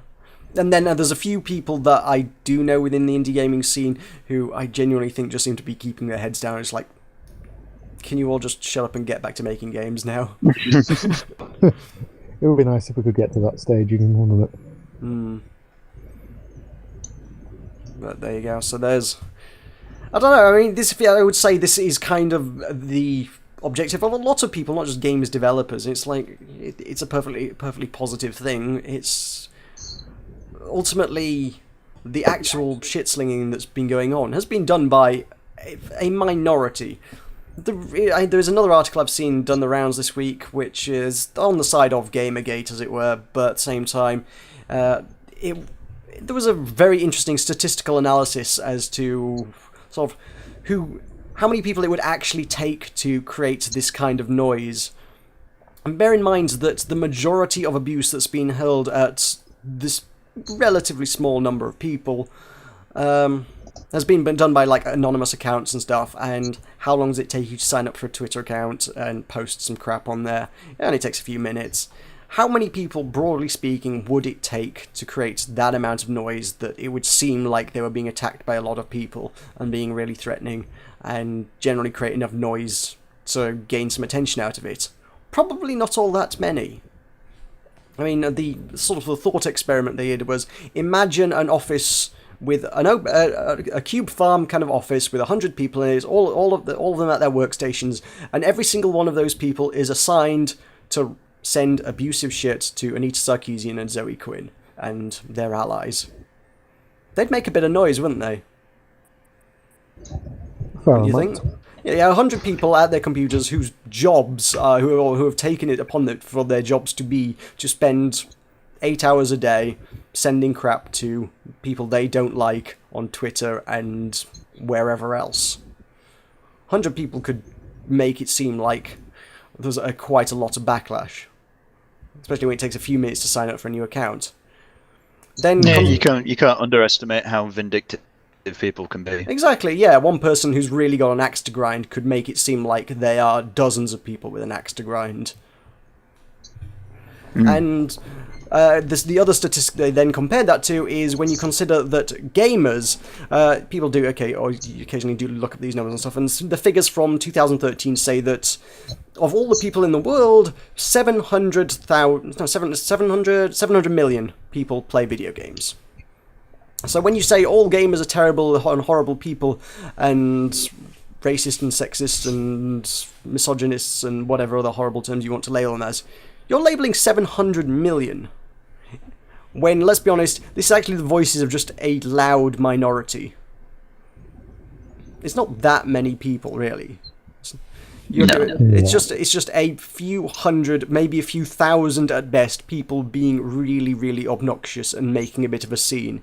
And because the media is drawing attention to it, it seems like it's much larger than it is. There are plenty of assholes that are making a bit of a scene here. And ultimately the media is treating it like the entire gaming community, all 700 million people who play online games, are the worst people in the world. And that's clearly not true. Yeah, it's daft. The whole thing's daft. The whole thing is daft.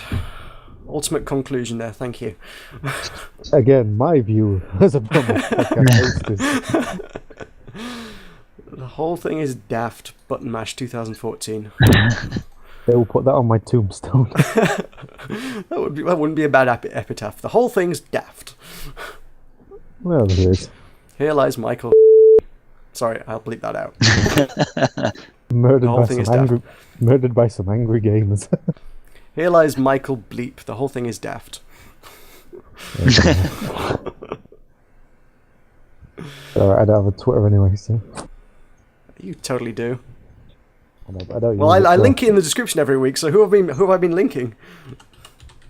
It's a mystery that you need to solve. No, I just never use it. No, fair enough. Anyway, that is kind of the majority of the news. That's... Should we just do the new releases? No, normally we try and ramble for like an hour on news, but unless you want to sort of grasp at straws and have a look at the other fluff and stuff.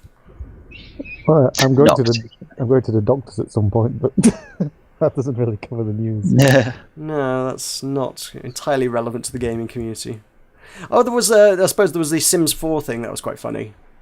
Go on, tell. What's that? You know, some games have kind of done this before, but they did a fun thing to fight the pirates with. They released it early on the Pirate Bay as an intentional leak kind of thing, insofar as it was kind of a modified version of the game.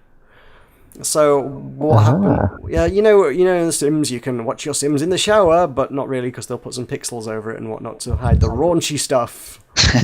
You know, if you thought Sims, if you want to see your Sims naked in the shower, is considered to be raunchy to you. Yeah, normally they would put some pixels over that. In this version of the game, when that happens, that pixelated blur section sort of expands to fill the entire screen.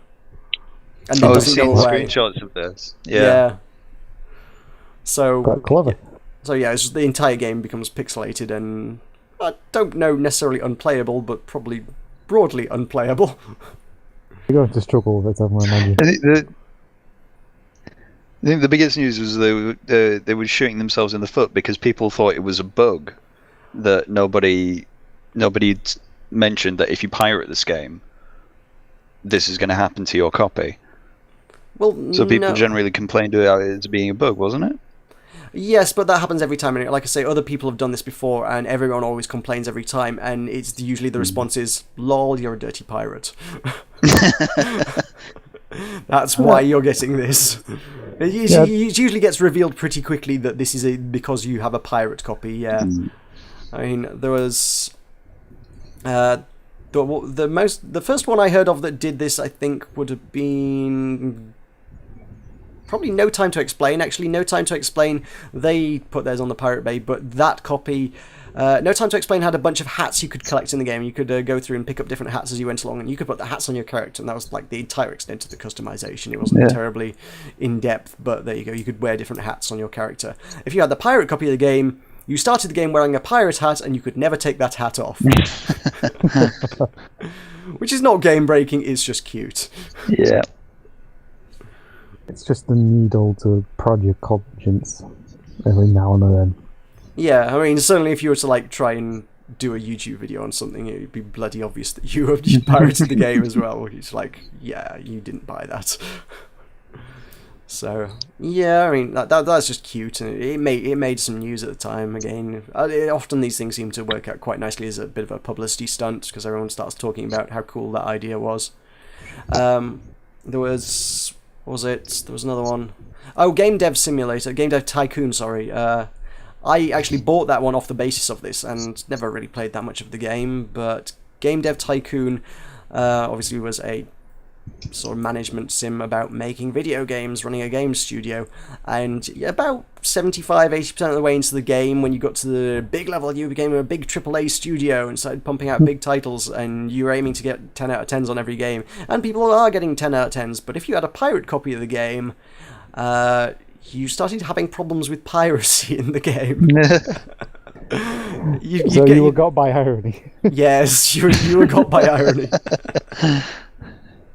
So people are going, oh, I've made this absolutely amazing 10 out of 10 game, knocked it out of the park, absolutely perfect in every way. And it's like, oh, it's got like a 90% piracy rate, so you didn't make any money off this title and your studio is going bankrupt. And then there were people posting on the developers forums going, there's so much piracy as a problem later on in the game. How do I get around the piracy problem? Can I research DRM? It's like, that's whoosh right there. You don't realise what's going down, yes. It's because you're a dirty rotten pirate. Somewhere Blackbeard is shaking his head in disapproval. Mm-hmm. There's also Worms Armageddon 2, I think it would have been, on Android. They put something in where if you pirated that, your worms in every match would start out poisoned. Yeah. That's harsh. Yeah. Which is very much similar to your Sims in such a manner that it kind of makes it damn near unplayable, really. Yeah. That one they never particularly promoted, and I'll be honest, the only reason I know anything about that is because I worked there and they told me about it. But for some reason, they never took the opportunity to do that one as a big publicity stunt. Like I say, everyone else made a big deal about it. It was like, now you get news articles saying, hey, check out this fun thing that this game did with all the pirates. Lol, pirates. Worms, they just kind of kept it under their hat and was like, oh yeah, well, you're going to use it to track how many pirates there are. I was like, really? You could have got some publicity out of that. Why didn't you do that? So, I don't know, but there you go. Worms 2 Armageddon on Android was something else that also had a feature like that. There may have been others, I don't know. Maybe other developers have kept similar things under their hats as well. Silly people that they are. You can get free articles on Kotaku from it. Because they'll publish anything. Again, the views. Opinions, yes, thank you. I've got you illegally covered. Don't worry. I told you, I can replace you with a soundboard any day now. But I never get it completely right. Well, I've got the audio editing software, so I'll put together the bits to make a complete sentence. You're going to pirate now. Well, there's one I have spotted here that actually quite intrigues me. Buy Destiny on PS3 or Xbox 360 digitally and upgrade to the next-gen version for free, which actually that's kind of cool. Yeah. That's a pretty neat offer. That's something I would like to have seen with games, but I didn't expect anyone to do. So good on them. Skipping ahead of it, though. Well, yeah, that's obviously in our new releases for the week, but it's also news as well. So there you go. Shall we move on to the new releases then, given the lack of otherwise news? Yeah, we could have done a terrible segue there. We could have done a terrible segue, but then we wouldn't have had a jingle. Ooh, what was the jingle again? I think it might have been new releases. Was it? I thought you literally just used Buttermash jingle for everything. But hey, if that's something else to add to the soundboard so I can replace you sooner. Oh. The day comes when your job will be stolen by a robot. It comes sooner than you think. I'm going to hunt you down. You should hunt the robot down, the robot that's taking your job. Yeah, but I'm not to blame. Blame technology. It's just the future, man. No, I'm just going to get the robot, reprogram it, and get to kill you. Oh no. You're going to reprogram my bit of software on my PC. I'm going to film it and it'll be like a short circuit free Johnny Five's gone bad. That's ambitious for a soundboard, I'll be honest. Anyway, this is the bit of the show in which we do new releases. We're going to talk about what's out this week. So this week we have quite a lot of re-releases actually. Starting top of the list, we have Mega Man X5, which is a PlayStation 1 classic. This is available September 9th, that's Tuesday, yes. That's on your PS3 and PlayStation Vita. And if you were a big fan of the old Mega Mans, I guess that's an old Mega Man. Originally released January 2001. Yep. We have also on September 9th, NHL 15. Who's excited for that? I've been waiting all my life. I'll bet you have. You have to finish Football Manager so you can get to the top of the league in NHL. Yeah, that's the dream. Also on September 9th, there's some obscure thing. Anyone ever heard of Destiny? No. I'm sure I've seen an advert for it, if I'm being honest. No. One or two, maybe. On the radio or something. Yeah, it's not been on TV or anything. No. Just occasional pop-up ad that you just click off and stuff, yeah. Yeah. I've heard no one mention it. No, it's probably not worth mentioning. We should probably skip over that one. Yeah, it's... So let's talk some more about Mega Man. So Mega Man, yeah. Who's a big fan of the old Mega Man games? Yeah, they're alright. I'll be honest, this has come up several times for me. I have never played any of the Mega Man games. No, me neither. Well, we're well qualified to talk about this then, aren't we? Michael, please educate us about Mega Man. I don't know, I can't remember. Particularly well. So Destiny. So Destiny, I suppose, if we must talk about it. This is Bungie's new title. It's like kind of Master Chief without Master Chief. Every time I see that screenshot, the guy in on the box just looks like Master Chief. Especially now that they've added a cape to him, and the guy in the box has got a cape. It's just Master Chief with a cape, but from behind. So this is Bungie's new online FPS, almost MMO kind of thing, persistent world, sort of. It's a very difficult one to classify, really. It's somewhere halfway between an MMO and Borderlands, I guess. It's kind of cooperative, but also you'll bump into random other people from time to time. So it's a bit odd. But it is the first new IP from Bungie in quite some time, because since they palmed off Halo onto 343, that's what it's called, yeah? Is it 343? Yeah. I feel like it's something else. It is 343, yeah? I believe so, yeah. Yes. So they palmed Halo off and then went off to do this, and doing the research beforehand, it was like, apparently there was a reference to this in Halo ODST. I guess that was subtle, and they planned things really well ahead in advance, because that's 5 years ago at this point. I guess if it's a game this big, I mean, they keep saying it's like $500 million to make this game. Well, the gaming media seem very enthusiastic about it, from what we've seen. Well, Halo have got, not Halo, Bungie have got a bloody good track record with Halo, so yeah. This is true. So I wouldn't expect them to do anything else other than something fantastic at this stage. If anyone else is going to deliver anything amazing, it's going to be Bungie. The only black mark on its record is that they're now no longer with Microsoft. They're now published by Activision, which makes me wonder what the monetization is going to be like down the line. Yeah, that is a minor concern. How many map packs can we expect? Do we want to get the premium account? Do we want to get the subscription? Do we want to buy the DLC to bypass all the stuffs? Do you want a hat? Yes, I want a hat.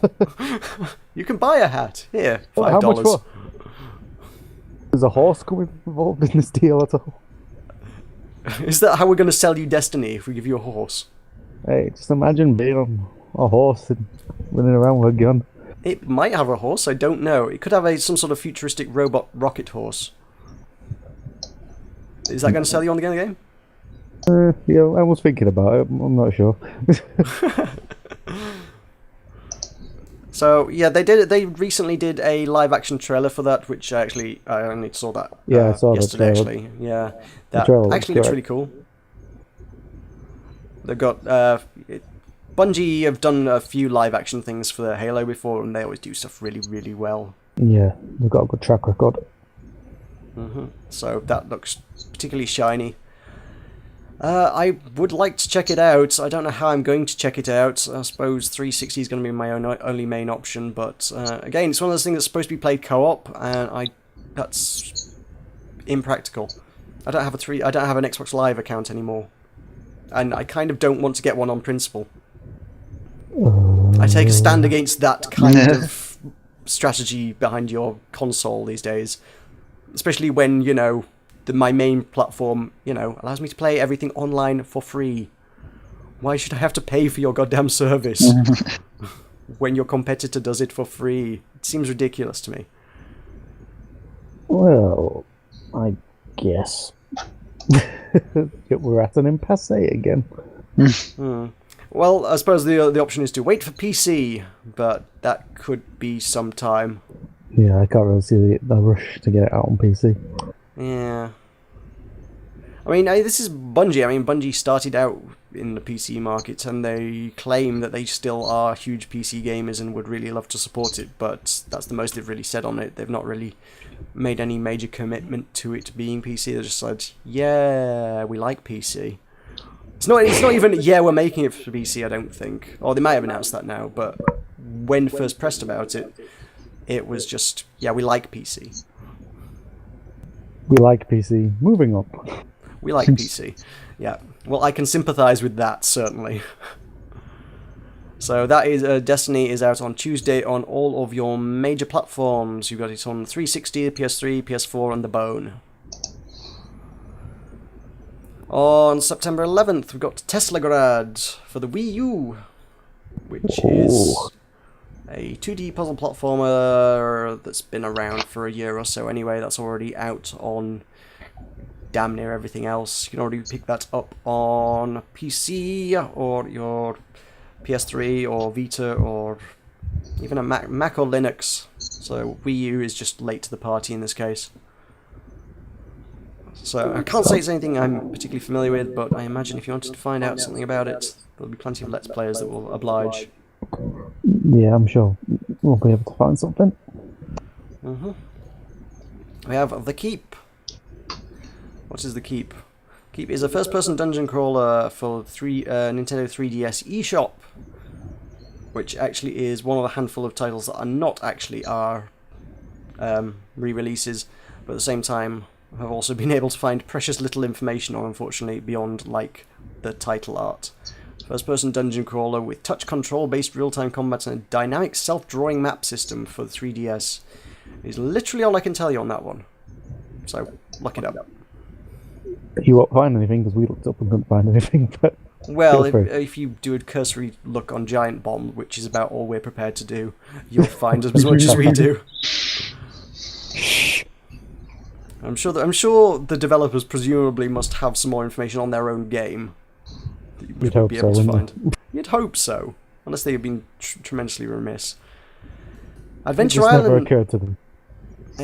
Oh shit! Yeah, we should do a website. Never thought about doing that. Yeah. Yeah. Adventure Island is a game from 1986. Wow. By I think that's Hudson the Soft. oldest re-release we've covered thus far, isn't it? No, I think we had one from 1983 before, didn't we? It's still, you know, It's spectacularly old. it's still running in about 16 colours. No, that might be a bit disingenuous. It might be like 32 colours. Yeah, be No, it's favourable. not many. At any rate, yes, this is... Actually, no, it's the NES. It's however many colours the NES has, I guess. Was the NES round in 1986? I didn't realise it went that far back. Yeah, I thought it was an earlier thing. I guess... Yeah, I suppose. I don't know. I guess I've never quite embraced the fact that the NES predates me. Yeah. I think that's what strikes me most about that. I'm like, the NES is older than me? Really? Okay, I didn't know it was quite older than me, but okay. So yeah, that's a re-release of a game that is older than me. If you're feeling nostalgic, then I think it might be for you. Yeah. If you were into the old Hudson Soft games, this is obviously the chaps that brought us Bomberman back in the day. So, still around, still making re-releases, maybe. I don't know. Apparently there's money in it. I have no idea. Are they still making games? Hudson Entertainment Inc. Oh. Oh, whoa, they were running up until very recently. They shut in 2012. What was the last game they made? I don't know.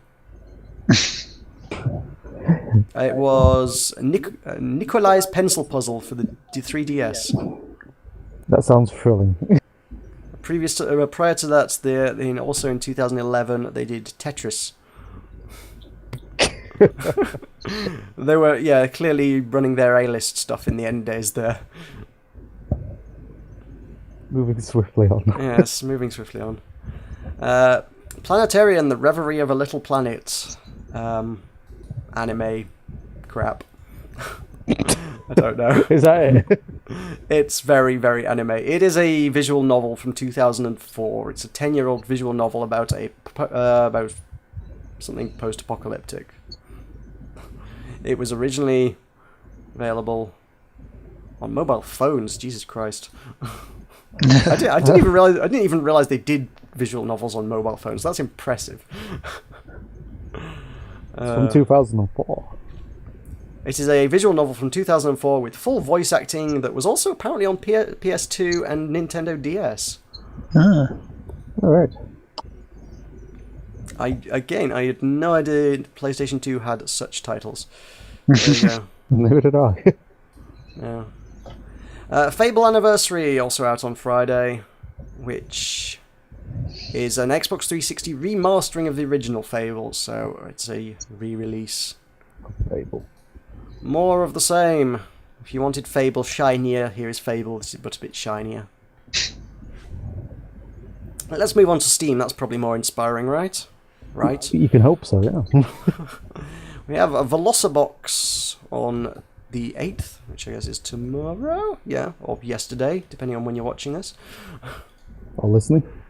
Or, yeah, well, it's a video, technically you can watch it. There is only one picture to watch, but you can watch it. That's some kind of weird tunnel running puzzle game by the looks of things. Which makes it only the second tunnel running game I've ever actually seen, to be fair. But if you're into tunnel running, that's the thing. Good. So, similar twitchy, rage-inducing kind of stuff to, I guess, like Super Hexagon. It's probably the kind of thing most people are going to be most familiar with. I don't know. Can't speak for the soundtrack, though. I think the thing that sold me on Super Hexagon was always the soundtrack, so... Not necessarily the majorly rage-inducing gameplay. That was not always the selling point for me. So, some people do use that as a selling point, though. I've had a few games pitched to me as like, we made a rage game, and I'm like, well, I'm not playing your rage game. I don't want to rage. I'm not in a mood to rage, thanks. I'm content with life. Yeah. I was happy today. I don't want you ruining my day. Okay. Also, we got on the 10th, Wednesday, we got Altitude Zero. I did mention this one last week, I guess, because I screwed up the releases slightly. This is obviously early access racing stuffs, aerial flight simulator, stunt plane kind of thing. I tried it. I can't fly a plane for shit, to be honest, so I detested it with every fibre of my being, but that is mostly because I can't fly a plane for shit. I imagine if you're into flying planes, it's probably pretty good. So that's a career choice gone then, John? Yeah, I'll hang off being a pilot for the time being. That's probably not something I need to do. But it's got a good soundtrack, it's got a cool rock soundtrack going on, and lots of planes crashing and exploding, especially if you're me. So that's the thing. That's, again, early access, though, so go check it out. I mean, I think there is probably a demo floating around somewhere if you check their website, because, I mean, I've obviously played it already myself, so that was a demo. There must be one probably on their website if you want to check it out. We also have, what have we got? We've got a lot of early access this week by the looks of things. There's blue banners all over the shop, which indicates that these things ain't finished. Got Road Redemption, which is motorcycle gang warfare by the looks of things. It looks kind of like a racing game, but with... Gang warfare. But with beating each other off their motorbikes with baseball bats and shovels. Okay. Interesting. Could be reasonably compelling. I mean, gameplay-wise, it's kind of that sort of... It's... Ooh. Some pretty brutal crashes, bugs, things. Gameplay-wise, I'm thinking it might play out... Maybe I'm just being optimistic, but I'm thinking F-Zero-ish. Because if you think the way combat works in that, you need to, like, literally pull up alongside someone to be able to actually attack them. In F-Zero, there was combat, but it was very, very limited. It's not like your Mario Kart where you're throwing things at each other and got projectiles and stuff. This is literally... Oh, no, I stand mistaken. That guy just dropped some dynamite onto the road behind him. Yeah. No, I take back everything. It's... yeah.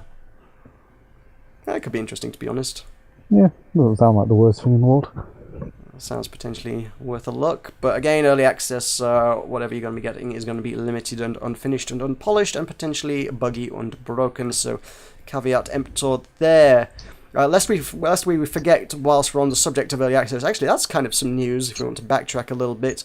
The Stomping Lands actually got pulled from Steam, which was the dinosaur survival game that came out a couple months back, which everyone was raving about because everyone's sick of zombies now, right? So dinosaurs are the in thing. So yeah, basically, there's a couple of games popped up on Steam recently that are basically just Jurassic Park zombie survival, but without, Jurassic Park instead of the zombies. Yeah, it's like we've taken out the zombies, we've replaced them with T-Rexes and raptors. And the Stomping Land was one of them, and everyone was like, oh my god, we get to survive against dinosaurs. And then the devs have just kind of gone dark for like 2 months and not posted any updates, not responded to anything on the forums, or any of the reviews or any feedback or anywhere. They've just gone completely silent and vanished for 2 months, and everyone's like, have they just done a runner with the money? Have they just put together a demo of a game and then put it on Steam and just taken the money and run? And at this point, I think Valve have gone, ah, shit, yeah, that's exactly what they've done, and pulled the game. I don't know. I don't think anybody's got a refund on that one, which is kind of... That's not cool. I'll have to do a little bit more research into what's gone down with that, but that doesn't sound like that's a particularly good thing. And this is kind of the major issue with all these early access titles, is that you have to be really, really confident you know what you're buying before you do it. I mean, with something like Necrodancer, you're getting updates every 2 or 3 days, and you can literally talk to the developer by going onto the forums or on Twitter or wherever, and he will respond. As you say, you spoke to him on Facebook, yeah? Yeah. So you can talk to the developer. You can generally see that he's probably not going to take your money and run. Mm-hmm. But yeah, you got to do your research first with these things. And in that particular case, everybody's got burned badly. There's a lot of other games that other people have been unhappy with, but that's the first one where the developers have just gone, well, see ya, thanks for the money. And it just feels like, how long before that happens again? Steam have just set this system up for people to do that. It's like, here, put your demos here and take people's money for it, and we're not bothered. We get 30%, it's all fine by us. Well, you'd hope after this they'll start to look at their procedures more closely. You would hope so, so. You'll have to provide us with an update next week on that, John, I think. I will do a little bit of research. Yeah, I'll have a look into what happened with the Stomping Land so we can actually talk about that a bit. Anyway, also on Early Access we've got Worlds of Magic now, which is 4X turn-based strategy. Which is... doesn't look very... Actually, that looks... Oh. That looks really, really... I'll tell you what that looks like. That looks really like a... It could be almost kind of a rip-off of Age of Wonders. No. It's got the same tile-based thing. The spellbook looks really, really similar. I can't speak for the gameplay or anything, but aesthetically, just looking at the screenshots, it's like a lot of the stuff that feels like Age of Wonders. These are accusations, John. I'm just giving you my impressions from the screenshots. This is I would need to play it and have a look at it. I may be totally wrong, but just at a casual glance at the screenshots, a lot of the interface looks, and the layout, the tile layout is a square-based layout, whereas Age of Wonders was a hex-based layout. But also, I might be wrong. I think it seems like the combat may be more the kind of thing that you'd find in like the King's Bounty games, where you're moving units around an overworld, but then when you go into... Actually, no, wait, the battle was... Oh, crud. No. No, that is the Age of Wonders combat system. When you move units into combat, it goes into a separate battlefield, and you move things around the battlefield. Scratch that, it could very well be. It's Age of Wonders with squares instead of hexagons. Revolutionary. The views of the Blowmash podcast. It's not even a view, it's speculation at this point. We shall stress that. The speculation of the Button Mash. The speculation of the Button Mash podcast has no bearing on the quality of the game. Go do your own research. We're here for light entertainment, not for any real news. So, Worlds of Magic, if you want something that might be kind of similar to Age of Wonders, it looks kind of similar to Age of Wonders. There's a big market for that. Well, I don't know. I mean, Age of Wonders 1 and 2 were... Age of Wonders 1 was clearly successful enough to make a sequel. Age of Wonders 2 was a very long time ago. And Age of Wonders 3 only got made because Notch paid for it to be made. Notch funded that thing. Notch clearly was a fan of Age of Wonders 1 or 2, or possibly both. And It's just like, guys, I want you to make a sequel. Here, money. Okay. Which, if you're rich enough like he is, you can do that. You can go, look, I want this game to happen. I'm going to pay to make it happen. No. And I'm glad he did, because I was a big Age of Wonders fan as well. So Age of Wonders 3, yes, cool. I like, much approve, very wow. So I'm okay with that, but at the same time, I don't know how well that's sold. It may just exist on the back of Notch's money. I don't know what the demand is for games like that. But I'm cool with it as long as Notch keeps paying for it. The Time Mysteries, The Final Enigma, 11th of September, is a hidden object game. Fair enough. I trust people have a reasonable idea what a hidden object game entails. There is a usually slightly dark-looking scene with a bajillion objects all looking very similar on it, and you've got to find a bunch of specific things within a time limit, often. That's pretty much it. Big cluttered desk of stuff, find the screwdriver. There are a lot of games like that, so clearly there must be a market for them to keep making them, and I've tried them before. I mean, hey, it's 5 minutes light entertainment. I mean, you can't really sit and play loads and loads of it, but just the sheer volume of them, because there are quite a lot of them out there. Somebody must be eating these things up. I don't know who, but it's probably me. It's probably me. I find it satisfying. Do you play a lot of hidden object games then? Yeah. Maybe not hidden. Well, Machinarium, Botanicular. They are not hidden object games. No, we're talking about games where the entirety of the game is, here's a really untidy room, find 5 objects within it. Oh, that's definitely Machinarium and Botanicular. No, Machinarium and Botanicular had puzzles and story to it. These I suppose have a lot of kind of a loose story to it, but I would never describe those as hidden object games. No. No, fair enough then. No, it's not me. These are literally static scenes. You can't move around. You can't do anything interesting. It's just, here's a picture of a really untidy room. Some of the things on it can be clicked on. Click on the things that can be clicked on. That's about it. But again, I mean, I played them. They're not unobjectionable, but they're just, again, it's a time killer. There's little more to it than that in my book. There's nothing to particularly hate about them, but there's nothing to particularly love either. It's just a game. It just exists. Oh, dear. Anyway, Friday on Steam we also see Fable Anniversary, which means I guess PC is also going to see this wonderful remastering of the original Fable, in case you wanted that. Good. Also Friday, Uriel's Chasm. I'm not sure what this is. It looks really, really retro, but it says it's a new game. It might just be one of our many indie games that look retro, to be honest, but it's kind of got a made in the 80s vibe. It's very all your base are belong to us kind of vibe. Yeah. It's, oh god, even reading the description, the unlicensed Bible game that should have been buried in a desert is back. That's a great description. Indeed. I'm not sure what this actually is. It's not even tagged as anything on Steam. Nobody knows what this game is because there are 0 tags for it. And everybody's looked at this and gone, I don't know what this is. Clearly. Well, I'm sure somebody will figure it out once we start playing. In reading about the game, Sister Tabitha has been asleep 8 years, en route to investigate the disappearance of the orbital monastery Enoch's Hope. She's haunted by the recurring dreams of a dimethyltryptamine harvesting garden of paradise.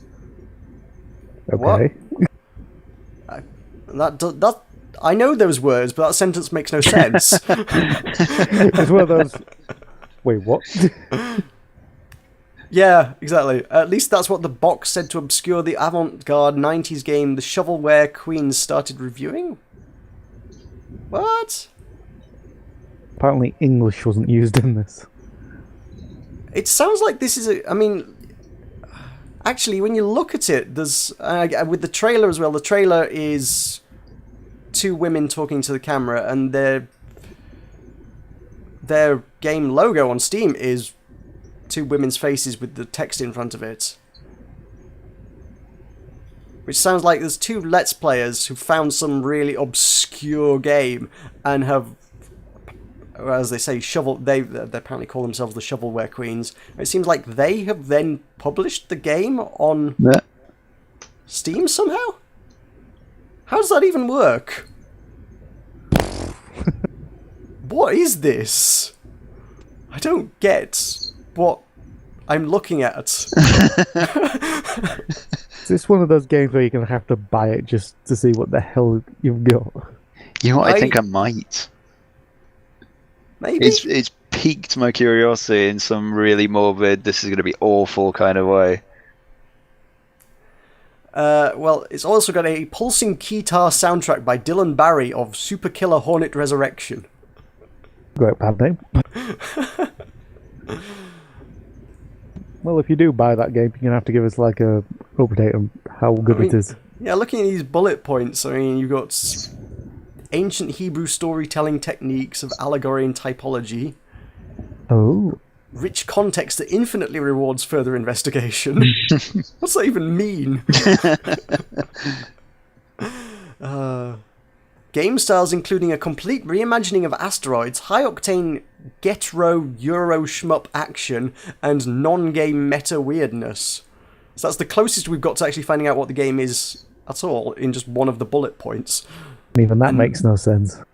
I know what asteroids is, and I know what a shmup is, but that's about it. I don't know what a high-octane Getro Euro shmup is, mine, but... Oh, wow.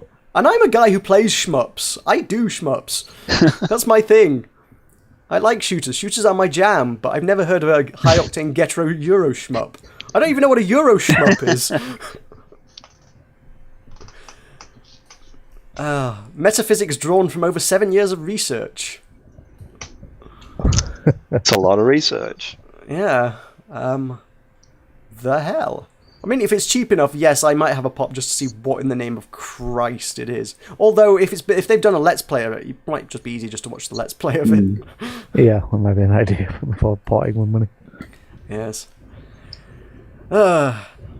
September 12th, Planetarian. We've already done that. That's out on Steam. If you want your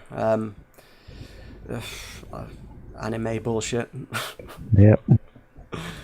Julia Among the Stars. Is this this is one of those slightly vague Steam we're not telling you the date entirely things. Yes, it is Friday. Yes, Julia Among the Stars, innovative narrative driven adventure game which is being developed due to overwhelming support from a successful crowdfunding game. That sounds early access with the way they phrase that, but it's not labelled as early access. I suppose it's being developed insofar as it's nearly finished and will be launched on Friday. I suppose in that regard. That's true. Normally you don't refer to your development as being in present tense unless your game is genuinely not finished, though, when you're launching a game. I don't know, it looks like some sci-fi adventure stuffs. Quite what kind of gameplay to expect, not rightly sure. I don't think even they know at this point. I think it might well be a point-and-click type thing. It's looking point-and-clicky. It's looking beautifully drawn.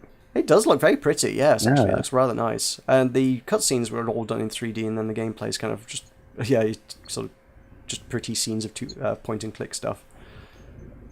Well, we've established I do enjoy a point-and-click, so I may get this one. I don't object to one when the time comes, but I usually end up getting stuck and having to use a walkthrough, so... I like point and clicks. Oh, I can't do this. Someone just finish this for me. Well, I think Monkey Island set the precedent on that one. Yeah. Yeah. So, I like this. The story centers on Rachel Manners. I wonder if she's any relation of Barnabas McManus from Max Gentleman. Oh, there's a reference. Yeah. Shoehorn them in. Also have, what else have we got? We've got the master plan. Is this week's? That's 15th. Is that going to be next week's? Yes, that falls on to next Monday, so we'll talk about that one next week, I guess. Dear, are we done? So I think that just about winds up our releases for this week, yes. And we're within an hour for the second half of it as well, so we're actually at about the 2-hour mark, which means we're actually on time for once. How on time we are depends on how quickly you can wrap things up. Ooh, who's wrapping it up? Me or Will? Whoever wants to. Fight amongst yourselves, battle to the death. Do I do rock, paper, scissors? Very interesting. Over the internet, yes. There's no webcam. Well, to be fair, if we ever got round to doing this with webcams, that would actually work, but we don't. Could just both shout out one of the things and just see what happens. That could kind of work. Okay. 3, 2, 1. Scissors. That only works if you both shout something well. Oh, is that how it's working? Alright, Yes! go on. You don't wait for him to say, I'm like, rock! I got you! Yeah, I'm just waiting there. Just go. 3, 2, 1. Paper. Bugger. Okay, Will. Do you want to do the outro, or do you just want to get the choice of whether to do the outro or not? Well, I think Michael already has the links down, so I'll give it to him. Alright. Yeah, I have the links down. And if you deliver it nice and neatly, I can record it and then I can cut that into my into my soundboard. Well, that gives me an excuse to intentionally screw this up. in the name of job security. Right. To mention, we have an event coming up in Bradford. We've mentioned this past 2 weeks, but the exact date is October the 18th. Thank you, Will. That's screwed up the soundboard, so I'm feeling a bit safer now. Yep, that will be at the Bradford Playhouse in Bradford. Again, we usually do these events pay as you want to come in, but we'll give more details at the time. We'll be doing the mashup tournament, and we'll be doing Rock Band on the main stage this year, I believe. Yeah, Rock Band is going to be bigger and better than ever. We're going to have a big 300-person auditorium to do Rock Band in. So, if you're into that. So bring 300 friends down so you've got a crowd. Otherwise, what's the point? Yeah. And, yep, we'll be offering the usual retro games. We'll be doing some tabletop, and it's just usually just a nice atmosphere for you to come and meet some of your fellow gamers so you can see who the other scumbags of the earth are. Yes. If you're into games, it's the place to be. Yep. John also will be continuing doing videos on his YouTube page, which was, of course, youtube.com/buttonmashempire. Yep. And Link will be in the description below. Yep. Also, you can find us on Facebook, where we'll be announcing more event details and general gaming information. That's at Facebook. Oh, okay. I thought you were going to hand that to me. Sorry. Oh, sorry. We're doing a thing. I thought we had a thing going, but no, you ruined the thing. Well, I usually ruin everything, so I can live with that. Go on then. What's our Facebook page? It's Facebook/Buttermash. Fairly straightforward. Yeah, that one's not. You might want to put a .com in there somewhere. Yeah. Just put Facebook/Buttermash, otherwise it's not going to work. I don't know. Does that work if you put that into Google? I'm going to try that now. While John does that, we'll just kill some time with a light jazz music. Yeah, actually, if you type Facebook/buttonmash, all one word, into Google, we are the top link. That actually works. Yeah, good. So yeah, there you go. Take that, the more you know. Take that, you stupid pony. Yeah. You can also find us at Twitter at throwing it to John. Twitter.com/button_mash_UK, because button mash was taken. I told them that. and most of the variants were taken. Yeah. Okay. That's why we're Button Mash Empire as well, for Christ's sake. It's a common name, unfortunately. All right. We need to rebrand. Yeah, we really do. we spent 3 years building up this brand, but let's rebrand. Now seems the time. Yeah. So yeah, but I think that's the outro done, John. Okay. Well, thank you very much for listening. We have been Button Mash, and we shall be bringing you more of the latest news and releases and video games and gossip and whatnot next week. Adios. See you later. Bye.